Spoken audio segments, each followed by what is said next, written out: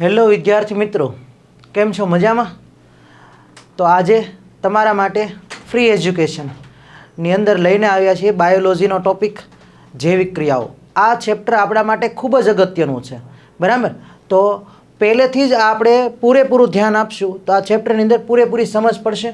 બોર્ડની અંદર વૈકલ્પિક એટલે કે જનરલ વિકલ્પો સાથે આનું ગણીએ તો આનો ગુણભાર છે ટોટલ 14 માર્કનો, બરાબર? તો આની અંદરથી 2 માર્કના સવાલ, 4 માર્કના સવાલ, 1 માર્કના સવાલ વધારે મહત્ત્વના છે, બરાબર? 4 માર્કના સવાલ મોસ્ટ ઓફ આ ચેપ્ટરમાંથી આવતા હોય છે. તો વધુમાં વધુ તંત્રો એમાં પૂછાય છે. પાચન તંત્ર છે, ઉત્સર્જન તંત્ર છે, બરાબર? હૃદય પૂછાય છે. તો આ બધી આઈએમપી થિયરીઓ છે. તો આના માટે થઈને બેઝિક પાયો આપણો પહેલાં મજબૂત હોવો જોઈએ. તો આપણે આની પ્રસ્તાવના તરફ આજે આગળ વધીશું. ઓકે, તો વધુમાં વધુ લોકો સુધી વિડીયો પહેલાં શેર કરી દેજો. ચાલો તો શરૂ કરીએ છીએ આજનો ટોપિક જૈવિક ક્રિયાઓ. નવું ચેપ્ટર હજી શરૂ થાય છે તો પહેલેથી જોડાયેલા રહેજો. જીવનની વ્યાખ્યા કરવા માટે દ્રશ્ય હલનચલન લક્ષણ શા માટે પર્યાપ્ત ગણી શકાય નહીં? જો અહીંયા આવ્યો છે શબ્દ દ્રશ્ય હલનચલન, તો અમે લખવા માટે હલનચલન કર્યું ને, મારા હાથે હલનચલન કર્યું ને, તો એ તમે જોઈ શકો છો, તો એને દ્રશ્ય હલનચલન કહેવાશે, બરાબર? તો આપણે આજુબાજુમાં કોઈ જગ્યાએ પંખો ફરતો હોય, કોઈ કપડાં સુકાતા તો એ હલનચલન કરતા હોય, તો એનું હલનચલન આપણે જોઈ શકીએ છીએ, બરાબર? પણ ખાલી હલનચલન થાય છે કોઈની અંદર તો આપણે શું એને સજીવ ગણી શકીએ? ના. પંખો છે એનું હલનચલન થાય છે તો એને સજીવ નહીં ગણી શકાય. કપડાનું હલનચલન થાય છે તો એને સજીવ નહીં ગણી શકાય, એ નિર્જીવ છે, બરાબર? તો એટલા માટે અહીંયા પ્રશ્ન પૂછ્યો છે, કોઈ જીવનની તમારે વ્યાખ્યા કરવી છે તો વ્યાખ્યા કરવા માટે થઈને દ્રશ્ય હલનચલન જે છે એ લક્ષણ શા માટે પર્યાપ્ત ગણી શકાય નહીં, બરાબર? તો આપણે દરરોજ ડેઇલી લાઈફની અંદર દોડતા હોઈએ, ચાવવાની ક્રિયા થતી હોય, બૂમ પાડતા હોઈએ, ચાલતા હોઈએ, તો આ બધી જ ક્રિયા આપણી ઈચ્છા અનુસાર થાય છે, બરાબર? આપણી ઈચ્છા અનુસાર થાય છે એટલે એને આપણે શું કહીએ છીએ? ઐચ્છિક હલનચલન કહીએ છીએ. અત્યારે હું જે કંઈ મારા હાથની એક્શન કરું છું એ મારી ઈચ્છા અનુસાર કરું છું, બરાબર? તો એને શું કહેવાય છે? ઐચ્છિક હલનચલન. પણ ઘણી વખત આપણે ચાલતા જતા હોઈએ, બરાબર? પગમાં કોઈ જગ્યાએ કાંટો કે ખીલ્લી વાગે, અચાનક જ આપણો પગ પાછો લેવાઈ જાય છે. આપણી ઈચ્છા હોય કે ન હોય, પગ ઓટોમેટિક પાછો લેવાઈ ગયો, તો એને કહેવાશે અનૈચ્છિક હલનચલન, બરાબર? આપણું હૃદય ધબકે છે તો આપણે ઈચ્છા અનુસાર આપણે એને બંધ કરી શકીએ છીએ? નહીં ને. તો એ ઓટો મોડમાં એ ક્રિયા શરૂ જ રહી છે. તો એને શું કહેવાશે? અનૈચ્છિક હલનચલન. તો જો જ્યારે પ્રાણી કે મનુષ્ય સૂતા હોય ત્યારે શ્વાસ લેવાની ક્રિયા થતી હોય તો ફેફસામાં હલનચલન થાય છે, બરાબર? અથવા તો હૃદયની અંદર હલનચલન થાય છે. તો આ ક્રિયા કેવી છે? અનૈચ્છિક હલનચલન. આપણી ઈચ્છા અનુસાર થતું નથી, બરાબર? તો આ બધા હલનચલન જે છે આપણે બહારથી જોઈ શકીએ છીએ. શ્વાસ લઈએ છીએ તો આપણે તો આ હલનચલન થાય છે તમે જોઈ શકો છો, બરાબર? પણ અંદર ફેફસાનું હલનચલન થાય છે કે હૃદયનું હલનચલન થાય છે, એ હલનચલન આપણા માટે બહારથી દ્રશ્ય લાગે છે, બરાબર? પણ અનૈચ્છિક હલનચલન છે, બરાબર? જ્યારે આપણે કોઈ હાથ હલાવીએ છીએ અથવા તો આપણે ચાલી શકીએ છીએ તો એ કેવું હલનચલન છે? ઐચ્છિક હલનચલન છે. ઓકે. બીજું, શ્વાસોશ્વાસની ક્રિયા દરમિયાન અથવા તો કોઈ વનસ્પતિ છે, એ વનસ્પતિ આજે આપણે ઉગાડવાની ટ્રાય કરી, 2 દિવસ, 3 દિવસ, 4 દિવસ, 5 દિવસ પછી એ ધીમે ધીમે વૃદ્ધિ વિકાસ પામશે, બરાબર? તો પહેલાં નાનો છોડ બનશે, અઠવાડિયા પછી જોશો તો એની ઊંચાઈમાં વધારો થશે, ફરીથી અઠવાડિયા પછી જોશો તો ફરીથી ઊંચાઈમાં વધારો થશે. ઓકે. તો આવી રીતના અઠવાડિયે આપણે જોઈ શકીએ છીએ કે આમાં કેટલો વધારો થયો. દરરોજ આપણે જોઈ શકીએ છીએ કે વનસ્પતિની વૃદ્ધિ કેટલી થઈ? નથી જોઈ શકતા ને, બરાબર? તો જો, તો એ કેવું હલનચલન કહેવાશે? અદૃશ્ય હલનચલન. તો આ બધા હલનચલન હતા એ કેવા હતા? દ્રશ્ય હલનચલન છે. પરંતુ વનસ્પતિની વૃદ્ધિ, જો કેવું હલનચલન કીધું? અદૃશ્ય હલનચલન કીધું. તો પ્રાણીઓમાં અનૈચ્છિક હલનચલન અને વનસ્પતિમાં વૃદ્ધિ સંબંધિત હલનચલન, બરાબર? જોજો, અનૈચ્છિક કીધું છે એટલે કે હૃદય, બરાબર? અને વનસ્પતિમાં વૃદ્ધિ સંબંધિત હલનચલન, આ બંને કેવા છે? દ્રશ્ય નથી. પરંતુ આમ છતાં આપણે એમ કહી શકીએ કે સજીવનો નિર્દેશ કરે છે. આ બંને પ્રાણી અનૈચ્છિક હલનચલન કરે છે અને વનસ્પતિમાં વૃદ્ધિ સંબંધિત હલનચલન થાય. આ બંને હલનચલન જે છે એ સજીવ હોવાનો નિર્દેશ કરે છે. અને આ ઉપરાંત કોષોમાં પણ અદૃશ્ય આણ્વીય ગતિ હોય, બરાબર? અને અદૃશ્ય આણ્વીય ગતિ જે છે શરીરને જીવંત રાખે છે. અદૃશ્ય આણ્વીય ગતિ એટલે શું? આપણા રુધિર કોષો છે શરીરમાં ઘૂમતા રહેતા હોય છે, બરાબર. હિમોગ્લોબિન છે, હિમોગ્લોબિન એટલે રક્તકણ, બરાબર. જે તમે ઘણી વખત વિડીયોની અંદર જોયા હોય કે રક્તનળી હોય એની અંદરથી હિમોગ્લોબિન પસાર થઈને જતા હોય, તો એ જે છે એ આણ્વીય ગતિ છે, બરાબર. તો એ આણ્વીય ગતિ આપણા માટે કેવી છે? અદૃશ્ય છે, અને એ આપણા શરીર માટે થવી પણ જરૂરી છે, બરાબર. તો આથી જીવનની વ્યાખ્યા આપવા માટે દ્રશ્ય હલનચલન, કોઈ જગ્યાએ દ્રશ્ય જોઈ શકીએ એવું હલનચલન થતું હોય એ જ પર્યાપ્ત નથી. અદૃશ્ય હલનચલન પણ થતું હોય, અનૈચ્છિક હલનચલન પણ થતું હોય, ઐચ્છિક હલનચલન પણ થતું હોય, બરાબર. તો જીવનની વ્યાખ્યા માટે દ્રશ્ય હલનચલન થતું હોય અને આપણે એ જીવે છીએ, એમાં જીવ છે, સજીવ છે એવું આપણે કહી શકીએ નહીં. ઓકે, તો આપણે આગળ વધીએ બીજા સવાલ તરફ કે આણ્વીય ગતિ. જો શું આવ્યો શબ્દ? આણ્વીય ગતિ.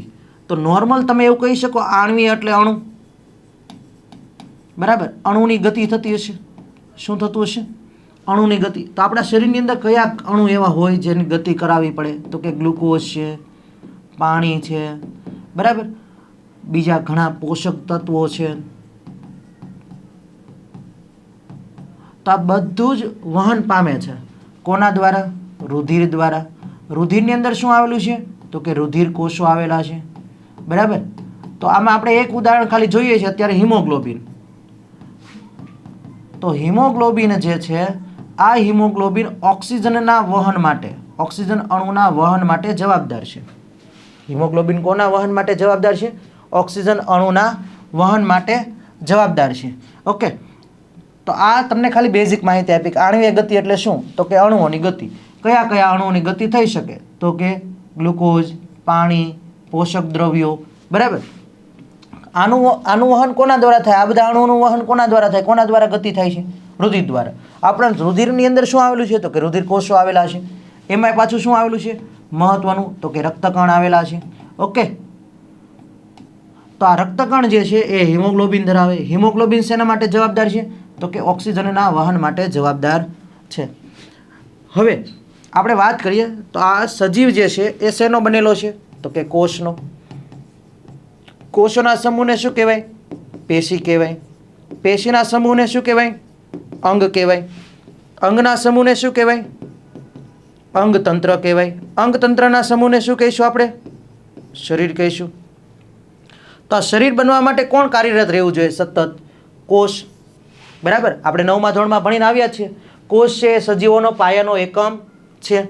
કોષ છે એ સજીવોનો પાયાનો એકમ છે. શું કામ? તો કે કોષની અંદર એ પાછું ઘણું બધું છે. તમે જોયું હશે લાઇસોઝોમ્સ છે, કણાભ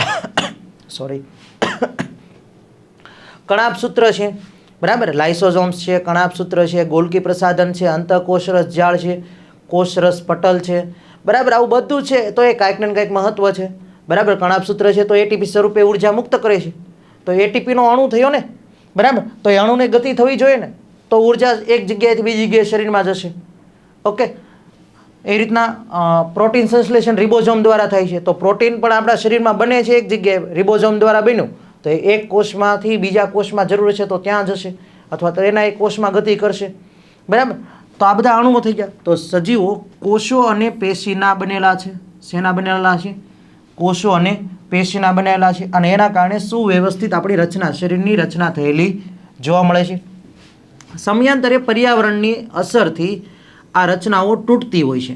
કઈ રીતે પર્યાવરણની અસરથી? માનો કે આજુબાજુમાં કોઈ પણ જગ્યાએથી કોઈ તીક્ષ્ણ ભાગ તમને લાગી જાય છે હાથ ઉપર.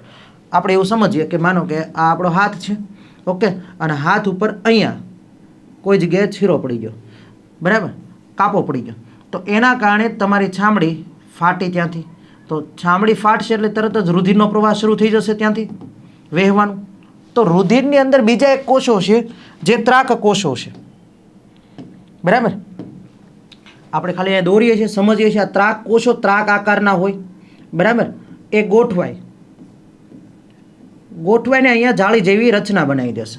હવે આ જાળી જેવી રચના બનાવી દીધી એટલે એની અંદર હિમોગ્લોબિન જે છે, રક્તકોષો છે, રક્તકણ છે, WBC એ બહારની તરફ અંદરની તરફથી ફસાઈ જાય, બરાબર. તો આમ જાળી જેવી રચના બની ગઈ. તો આ જાળીમાંથી હિમોગ્લોબિન પસાર થઈને હવે બહાર આવી શકશે નહીં. ઓકે, હિમોગ્લોબિન બહાર આવી શકશે નહીં. તો ધીમે ધીમે હિમોગ્લોબિન અંદર જમા થતું જશે, બરાબર. હિમોગ્લોબિન અંદર જમા થતું જશે. તો હિમોગ્લોબિન અંદર જમા થયું એટલે હવે આમાંથી રુધિરનો પ્રવાહ અટકી ગયો. એટલે બહાર શું આવશે? તો કે બહાર જે આવશે પીળા રંગનું પ્રવાહી આવશે. તમે જોજો તમારે ફોડલી કે એવું કંઈક થયું હોય તો તમે એને થોડી વાર દબાવી ગયો, બરાબર, ફૂટી ગઈ હોય તો દબાવી દેવાના કારણે ત્યાં શું થાય? અંદરની તરફ જાળી બની જાય. કોના કારણે?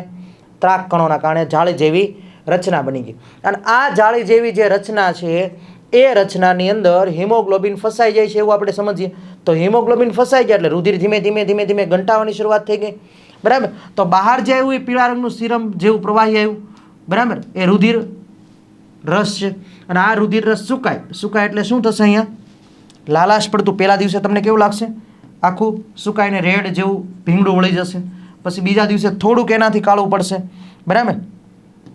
અને અંતે એકદમ કાળું પડીને એ ભાગ રૂજાઈ જાય પછી એ ભીંગડું ત્યાંથી નીકળી જાય, બરાબર. રૂજાઈ જાય ત્યારબાદ એ ભીંગડું ત્યાંથી નીકળી જાય અને ચામડી આપણી જેવી હતી એવી ને એવી થઈ ગઈ. તો ઓટોમેટિક રિપેરિંગ શું આપણે કરવું પડ્યું?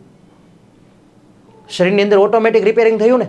તો શરીરની અંદર જ્યારે આવી રીતના ઓટોમેટિક રિપેરિંગ થાય છે તો એ કોના કારણે થયું? ત્યાં કણો ગતિ કરીને ગયા ને, બરાબર, અને ત્યાં રુધિર ગંઠાવાની ક્રિયા થઈ. તો આ થયું આણ્વીય ગતિ. તો જો આ પર્યાવરણથી અસરથી આવી કોઈ અસરથી આપણું શરીર તૂટે, આપણા શરીરની કોઈ વ્યવસ્થા તૂટે, તો સજીવ જે છે, માનો કે આ વ્યવસ્થા તૂટી ગઈ, આવું કાંઈ થયું જ નહીં, તો ઘણી વખત એવું તમે સાંભળ્યું હોય કે હેમરેજ થઈ ગયું કોઈને, અથવા તો બ્રેન્ડેડ વ્યક્તિ જાહેર કરવો પડે. તો શું કામ? જ્યારે એ વ્યક્તિ પડે છે એક્સિડન્ટના કારણે તો એનું સીધું માથું અથડાય છે અને એના કારણે આ જે ખોપરી જેવી મજબૂત રચના આવેલી છે આ રચના ભાંગી જાય છે અને એમાંથી બ્લડ વહેવા લાગે છે, બરાબર. આવું કોઈ નાના પાયા ઉપર આ ક્રિયા થઈ તો આ પોસિબલ હતું, પણ આ મગજ ખોપરી ફાટી ગઈ તો મગજમાંથી જેટલું બ્લડ હતું એટલું બહાર નીકળી ગયું. તો શું થશે? સજીવ લાંબા સમય સુધી જીવી શકશે નહીં, બરાબર, પોતાનું અસ્તિત્વ જાળવી શકશે નહીં. તો સજીવ વધારે લાંબા સમય સુધી જીવિત રહી શકે નહીં. તેથી શરીરમાં સમારકામ એટલે શું? આ જે ઘટના થઈ ને રિપેરિંગ, બરાબર, રૂજ વળવી, તો એને કહેવાય સમારકામ.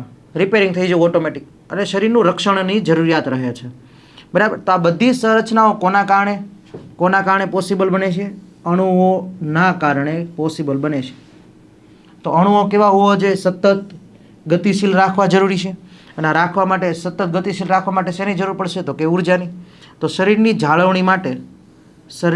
જાળવણી માટે આણ્વીય ગતિ જરૂરી છે, જે સજીવ શરીરને જાળવી રાખવા માટે મદદરૂપ થાય છે. ક્લિયર છે બાળકો? ઓકે. તો નાની સમજ તમારી અંદર બનતી જશે તો ટોપિક વધુને વધુ ક્લિયર બનશે તો તમે આગળનું વધુ સારી રીતે સમજી શકશો, બરાબર. તો આ વિડીયો આવી રીતના આગળ ને આગળ વધુ લોકો સુધી તમે શેર કરજો. પાછા ખાલી જોયા નહીં કરતા. હવે જો મહત્વનો આપણો જે ટોપિકનું નામ છે ને એ આવી ગયું, જૈવિક ક્રિયા.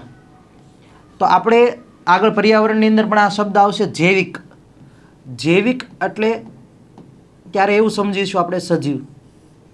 તો સજીવ કોને કહેવાય? બરાબર. જે વૃદ્ધિ, વિકાસ, શ્વસન, પાચન, પોષણ આ બધું કરે છે, ઉત્સર્જન, બરાબર. તો આ બધી જ ક્રિયાઓ જે કરે છે, બરાબર, એ જીવંત રહી શકે છે. એને આપણે શું કહીએ છીએ? સજીવ કહીએ છીએ. જેમ કે પ્રાણીઓને, વનસ્પતિઓને, સૂક્ષ્મજીવને, બરાબર. તો સજીવે જીવવા માટે જે ક્રિયા કરવી પડે એને આપણે શું કહીશું? જૈવિક ક્રિયાઓ. તો સજીવો માટે અગત્યની જૈવિક ક્રિયાઓ આપણે જોવાની છે. તો બધા સજીવો દ્વારા કરવામાં આવતી મુખ્ય ક્રિયાઓ જે સજીવોને જીવવા માટે એટલે કે પોતાનું અસ્તિત્વ જાળવી રાખવા માટે, આ શબ્દ આવવો જરૂરી છે, જે સજીવોને પોતાનું અસ્તિત્વ જાળવી રાખવા માટે ખૂબ જ જરૂરી છે, બરાબર, પોતાનું જીવન જીવવા માટે, ટકાવી રાખવા માટે જે ક્રિયાઓ કરવી પડે એ ક્રિયાઓને આપણે શું કહીએ છીએ? જૈવિક ક્રિયાઓ કહીએ છીએ. જો અગત્યની જૈવિક ક્રિયાઓ અહીંયા આપી છે. પેલું છે પોષણ. પેલું શું આપેલું છે? પોષણ. પોષણ એટલે શું? વિચારો. આપણે પોષણ મેળવીએ છીએ તો જ આપણું શરીર સારું ટકે છે. તો પોષણ ક્યાંથી મળે છે? તો કે ખોરાકના સ્ત્રોતમાંથી. એ ખોરાકનો સ્ત્રોત પ્રાણી પણ હોય, વનસ્પતિ પણ હોય. ઓકે, એ આપણે આગળ ભણવાનું જ છે. તૃણાહારી, માંસાહારી, મિશ્રાહારી એ બધું આવશે. તો ખોરાકનો સ્ત્રોત જે છે એમાંથી ખોરાક આપણે મેળવો અને એ ખોરાક ગ્રહણ કરીને આપણા શરીરની અંદર લીધો તો શરીર એનો ઉપયોગ કરશે. ઉપયોગ કરીને શરીરની અંદર જે કાંઈ વસ્તુની જરૂર છે, પ્રોટીનની જરૂર છે, ચરબીની જરૂર છે, કાર્બોદિતની જરૂર છે, તો જેની જરૂર છે એનો એ ઉપયોગ કરશે, એમાંથી ઉર્જા મેળવી. બરાબર. તો જો અહીંયા શું આપેલું છે? ઉર્જાના સ્ત્રોત. ઉર્જાના સ્ત્રોત તરીકે આપણે શેનો ઉપયોગ કરીએ છીએ? ખોરાકનો. તો ખોરાક રૂપે આપણે બહારથી સજીવના શરીરની અંદર એ ખોરાકને દાખલ કરીએ છીએ. શરીરની અંદર દાખલ કરવાની, ખોરાકને શરીરની અંદર દાખલ કરવાની. ખોરાક શું કામ લેવો પડે છે? તો કે ઉર્જા મેળવવા માટે. તો ઉર્જાના સ્ત્રોતને એટલે ખોરાક કીધો. તો ખોરાકને આપણે શરીરની બહારથી દાખલ કરીએ છીએ અંદર, તો એ દાખલ કરવાની ક્રિયાને આપણે શું કીધું? પોષણ કીધું. તો શું પોષણ બધામાં એક જ સરખી રીતે થાય? વિચારો, પોષણ બધામાં એક જ સરખી રીતે થશે? નહીં. માનો કે વનસ્પતિ છે તો વનસ્પતિમાં પોષણ અલગ છે, પ્રાણી છે તો પ્રાણીમાં અલગ છે. વનસ્પતિ પોતાનો ખોરાક જાતે બનાવે છે તો એને આપણે શું કહીએ છીએ? સ્વયંપોષી કહીએ છીએ. શું કહીએ છીએ? સ્વયંપોષી. પોતાનું પોષણ જાતે મેળવે છે. બરાબર. જ્યારે પ્રાણીઓ છે પોતાનું પોષણ જાતે મેળવતા નથી, એટલે આપણે એને શું કહીએ છીએ? વિષમપોષી. બરાબર. હજી પાછા પ્રાણીઓ જો સીધા વનસ્પતિમાંથી પોષણ મેળવતા હોય તો આપણે એને તૃણાહારી કીધા છે, નાના ધોરણમાં ભણીને આવ્યા જ છે આવું બધું. બરાબર. અથવા એને માંસાહારી કીધા છે. બરાબર. અમુક મિશ્રાહારી છે. કેવા છે? મિશ્રાહારી. આ ઉપરાંત તમને ખબર હશે અમુક પરાવલંબી છે, બીજા ઉપર જીવન જીવતા હોય તો એને આપણે શું કીધા? પરાવલંબી. અમુક મૃતોપજીવી છે, મૃત સડેલા પદાર્થોમાંથી પોષણ મેળવે છે તો મૃતોપજીવી છે. બરાબર. અમુક સહજીવી છે. આપણે લાયકેન એક ભણવામાં આવતું, ફૂગ અને લીલનું સંયોજન હતું. લીલ પોતાનો ખોરાક જાતે બનાવે અને એ ખોરાકમાંથી અમુક ભાગ ફૂગને આપે તો ફૂગ એની ફરતે ફરતે લાગી જાય. બરાબર. તો ફૂગ એનું શું કરે? રક્ષણ કરે. ફૂગ શું કરશે? એનું રક્ષણ કરશે. બરાબર. તો આ એકબીજા સાથે રહીને જીવે છે તો એને સહજીવન કહેવાય. લાયકેનવાળી વાત આવતી હતી ધોરણ 9ની અંદર. ઓકે. તો મોટા ભાગના ખાદ્ય પદાર્થો કેવા હોય છે? કાર્બન આધારિત. ખાસ યાદ રાખજો, આ ખાલી જગ્યા છે. મોટા ભાગના ખાદ્ય પદાર્થો શેના આધારિત હોય છે? કાર્બન આધારિત હોય છે. અને આ કાર્બનનો સ્ત્રોત જટિલતાને અનુસરીને વિવિધ સજીવો વિવિધ પ્રકારના પોષણ પદ્ધતિનો ઉપયોગ કરે છે. વનસ્પતિ પોતાનો ખોરાક જાતે બનાવે તો એને સ્વયંપોષી કીધા. બરાબર. પ્રાણી છે એ વિષમપોષી છે કારણ કે એને ખોરાક માટે શેના પર આધાર રાખવો પડે? પ્રત્યક્ષ કે પરોક્ષ રીતે વનસ્પતિ. આ વનસ્પતિનો સીધે સીધો ઉપયોગ કરવો પડે. આપણે ગાયનું દૂધ પીએ છીએ તો આપણે વનસ્પતિનો સીધો ઉપયોગ નથી કર્યો. ગાયે વનસ્પતિને ખાધી અને એ વનસ્પતિમાંથી એને પોષણ મેળવીને દૂધ બનાવ્યું. બરાબર. તો પ્રત્યક્ષ રીતે ઉપયોગ નથી થયો, પરોક્ષ રીતે થયો. તો ડાયરેક્ટ આપણે ઉપયોગ કરતા નથી, ઇનડાયરેક્ટ ઉપયોગ કરીએ છીએ. ઓકે. ત્યારબાદ આવે છે શ્વસન. આપણે જે કંઈ વસ્તુ ખાઈ લીધી, બરાબર, તો એ ખોરાક મળ્યો. આપણને શું મળ્યું? ખોરાક. તો આ ખોરાકને શું કરવામાં આવશે? ઓક્સિજનની હાજરીમાં દહન કરવામાં આવશે. બરાબર. આપણા શરીરમાં ઓક્સિજનની હાજરીમાં દહન થાય. દહન થાય એટલે ગ્લુકોઝનો અણુ તૂટે અને ગ્લુકોઝનો અણુ તૂટવું એટલે વિઘટન થયું. બરાબર. શું થયું? વિઘટન. ગ્લુકોઝના અણુનું વિઘટન થાય અને આ વિઘટન થઈને આપણે એમાંથી શું મળે છે? ઉર્જા મળે છે. એ ઉર્જા આપણે ડેઇલી લાઈફની અંદર વિવિધ પ્રકારના કાર્યો કરવા માટે વાપરીએ છીએ. શિક્ષક મોટા ભાગે ભણાવવામાં વાપરતા હોય, હલનચલન કરવામાં, હાલવું ચાલવું જે કાંઈ છે એ બધી જ ક્રિયાઓ કરવા માટે શેની જરૂર પડશે? ઉર્જાની જરૂર પડશે. બરાબર. અને તમે લોકો લખવા માટે વધારે ઉર્જાનો ઉપયોગ કરતા હશો. તો સજીવ કોષોમાં કોષીય જરૂરિયાત મેળવવા માટે, ઉર્જા પૂરી પાડવા માટે ગ્લુકોઝ જેવા ખોરાકના સ્ત્રોતોનો આપણે ઉપયોગ કર્યો છે, જેનું ઓક્સિજનની હાજરીમાં જો દહન થાય તો એને જારક શ્વસન કહેવાય. શું કહેવાય? જારક શ્વસન. પણ જો ઓક્સિજનની ગેરહાજરીમાં એનું વિઘટન થાય, જો અહીં આપ્યું છે ઓક્સિજનની ગેરહાજરીમાં, તો એને શું કહેવાશે? અજારક શ્વસન કહેવાશે. શું કહેવાશે? અજારક શ્વસન. ઓકે. તો શ્વસન એટલે શું? જે કંઈ ખોરાક છે એ ખોરાકના કણને તોડવાનો. બરાબર. આ ખોરાકનો કણ છે એને તોડી નાખવામાં આવે. તોડીને નાના નાના ટુકડામાં વિભાજિત કરે છે ત્યારે એમાંથી શું છૂટું પડે છે? તો કે ઉર્જા છૂટી પડે છે. તો આ ઉર્જા છૂટી પાડવા માટે ઓક્સિજનનો ઉપયોગ થતો હોય, ઓક્સિજનની હાજરી હોય તો એને કેવું શ્વસન કીધું ભાઈ?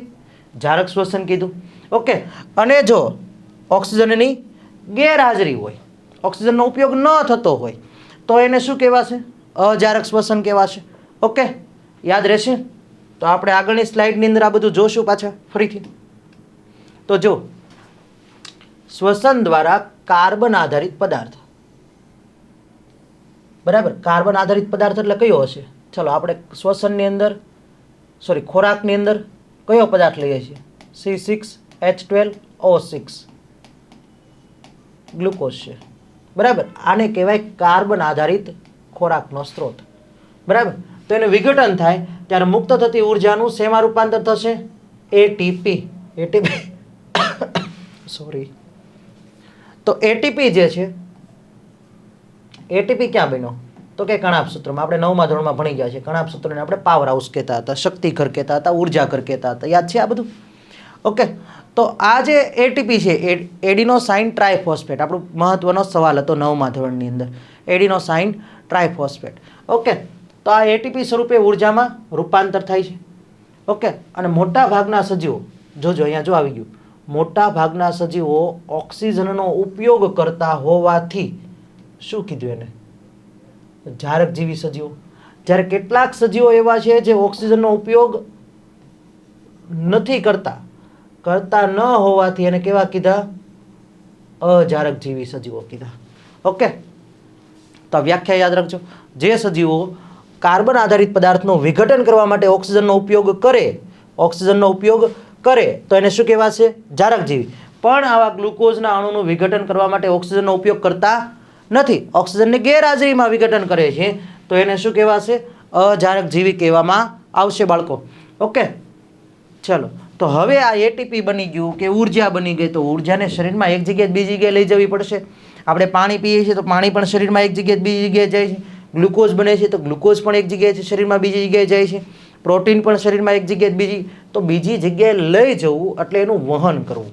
બીજી જગ્યાએ લઈ જવું એટલે એનું શું કરવું? વહન કરવું. તો જો હવે ટોપિક આવે છે વહન. તો એક કોષીય સજીવ એટલે આપણે અમીબા, તમને બધાને દોરતા આવડે એવા, કેમ કે એનો આકાર કોઈ નિશ્ચિત હોતો નથી. તો આ અમીબા જે છે, બરાબર, એ અમીબા ખોરાકને ગ્રહણ કરવા માટે શું કરશે? તો કે એના આવા પગ હોય, ખોટા પગ. શું હોય? ખોટા પગ. આ ખોટા પગની મદદથી એ ખોરાક તરફ જશે અને અહીંયાથી સપાટીમાંથી જ ખોરાકને અંદર ગ્રહણ કરી લેશે. એને આપણી જેમ કાંઈ મુખ ને એવું કાંઈ હોતું નથી. તો સપાટી દ્વારા જ સીધો ખોરાકનો ઉપયોગ કરી લે. વાયુની પણ જરૂર હોય તો સપાટી દ્વારા જ એ ઓક્સિજન કે કાર્બન ડાયોક્સાઇડ વાયુની આપલે કરે. એમાં કોઈ વિશિષ્ટ અંગ હોતા નથી આપણી જેમ, બરાબર. આપણે નાક શ્વાસ માટે અલગ, મુખ ખાવા માટે અલગ, આંખ જોવા માટે અલગ, કાન સાંભળવા માટે અલગ, બરાબર. પાચન કરવા માટે આખું પાચન તંત્ર, શ્વાસની ક્રિયા માટે આખું શ્વસન તંત્ર, વહન માટે થઈને આખું હૃદયથી લઈને પરિવહન તંત્ર. ઓકે. તો આવા કોઈ એમાં તંત્ર હોતા નથી, કારણ કે આ એક કોષી સજીવ કહેવાય.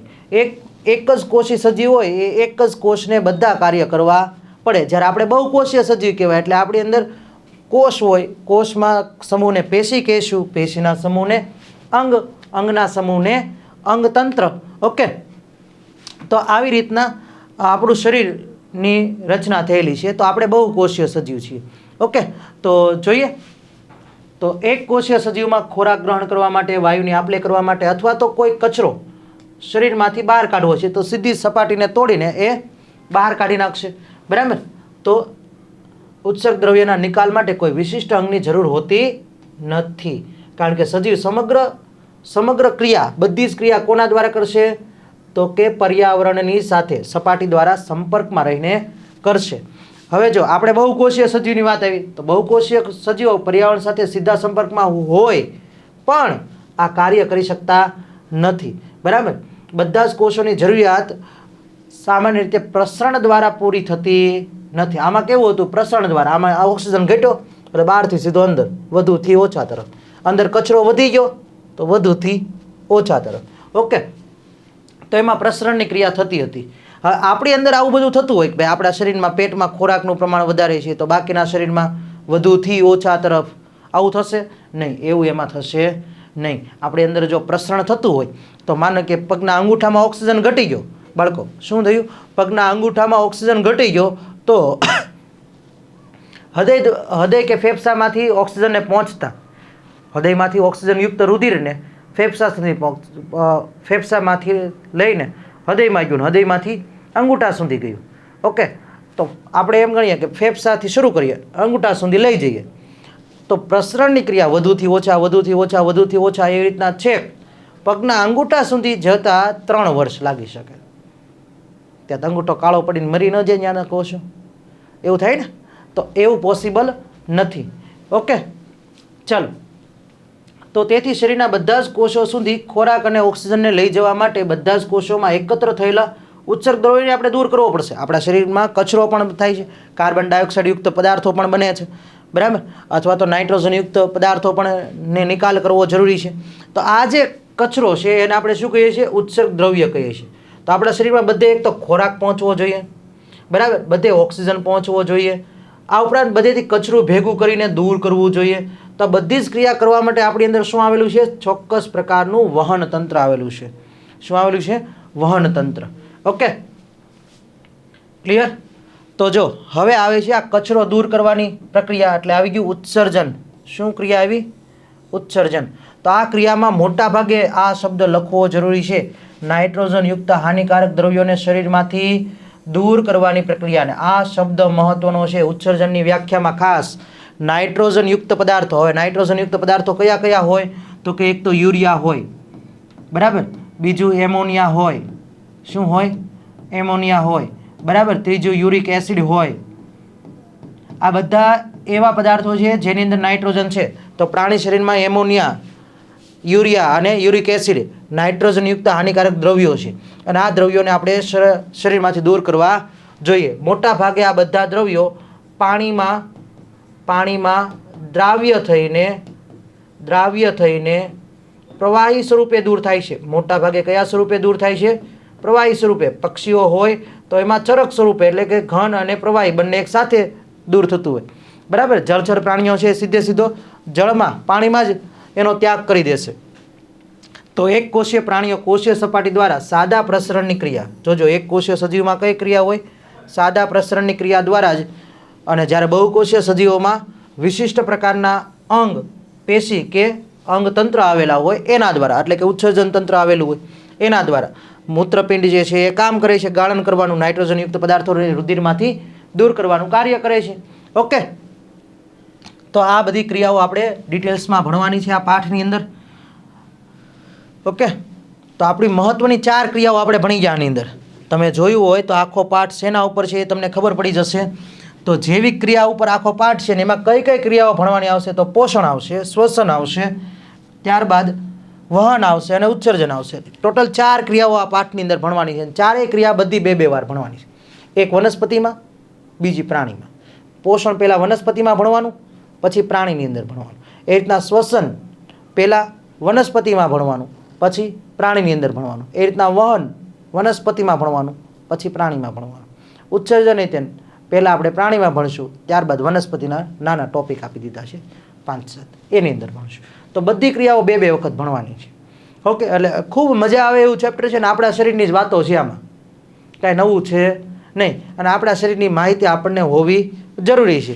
ઓકે, તો આપણું લાંબુ આયુષ્ય બની શકે, કારણ કે અત્યારે આપણા અંગોની જાળવણીની આપણને ખબર જ નથી કે શું કરવું.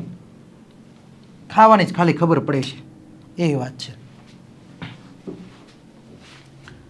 તો શા માટે આપણા જેવા બહુકોષીય સજીવોમાં ઓક્સિજનની જરૂરિયાત પૂરી કરવા માટે પ્રસરણ અપૂરતી ક્રિયા, મેં સમજાવ્યું ને, પ્રસરણ અપૂરતી ક્રિયા છે, બરાબર. પ્રસરણ આપણા માટે કામનું નથી, બરાબર. તો કે બહુકોષીય સજીવો છે એ બધા જ કોષો આસપાસના વાતાવરણ સાથે સીધા સંપર્કમાં હોતા નથી, અને એની શરીર રચના, આપણી શરીર રચના કેવી છે? જટિલ છે. શરીર રચના કેવી છે? જટિલ છે. અને આપણું કદ પણ કેવું છે? મોટું છે, બરાબર. તો આમ સાદા પ્રસરણ દ્વારા બધા જ કોષોની જરૂરિયાતનો ઓક્સિજન મોકલી શકાય નહીં. એક ગણતરી મુજબ આપણે ફેફસામાંથી લઈને એક ઓક્સિજનના અણુને પગના અંગૂઠા સુધી લઈ જવો હોય, કઈ ક્રિયા દ્વારા? કઈ ક્રિયા દ્વારા? પ્રસરણની ક્રિયા દ્વારા. કઈ ક્રિયા દ્વારા? પ્રસરણની ક્રિયા દ્વારા જો લઈ જવું હોય તો આશરે કેટલા વર્ષ લાગી શકે? 3 વર્ષ લાગી શકે. આથી આપણા જેવા બહુકોષીય સજીવમાં ઓક્સિજનને જરૂરિયાત પૂરી કરવા માટે પ્રસરણ કાંઈ કામમાં આવતું નથી. તો શું કામમાં આવશે? તો કે એક ચોક્કસ પ્રકારનું વહન તંત્ર, બરાબર, જેને આપણે શું કહીએ છીએ? પરિવહન તંત્ર, અથવા તો આપણે એને શું કહી શકીએ? રુધિર પહોંચાડવા માટેનું તંત્ર છે, તો રુધિરાભિસરણ તંત્ર, બરાબર, રુધિરાભિસરણ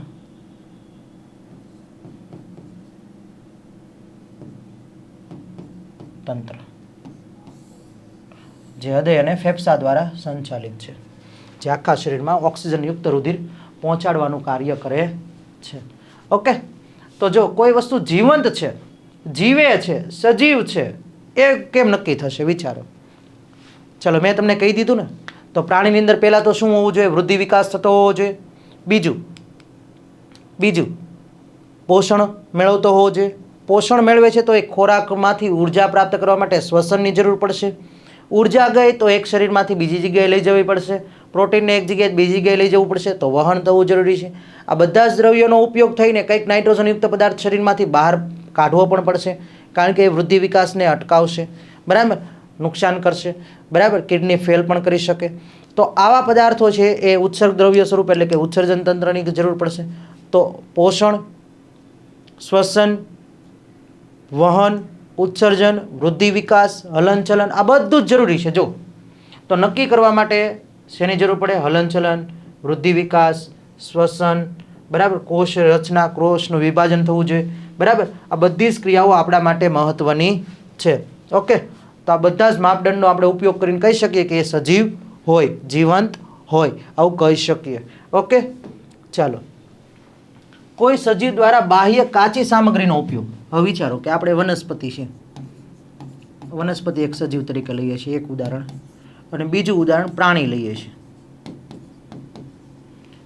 તો વનસ્પતિમાં શું હશે? વિચારો. વનસ્પતિ છે એ કાચી સામગ્રી, વનસ્પતિની કાચી સામગ્રી શું હશે અહીંયા? તો કે કાર્બન ડાયોક્સાઇડ હશે પ્લસ પાણી હશે. તો આમાંથી બનશે શું? તો કે ગ્લુકોઝ બનશે. શું બનશે? ગ્લુકોઝ, બરાબર. ગ્લુકોઝનું સૂત્ર શું છે? C6H12O6, બરાબર.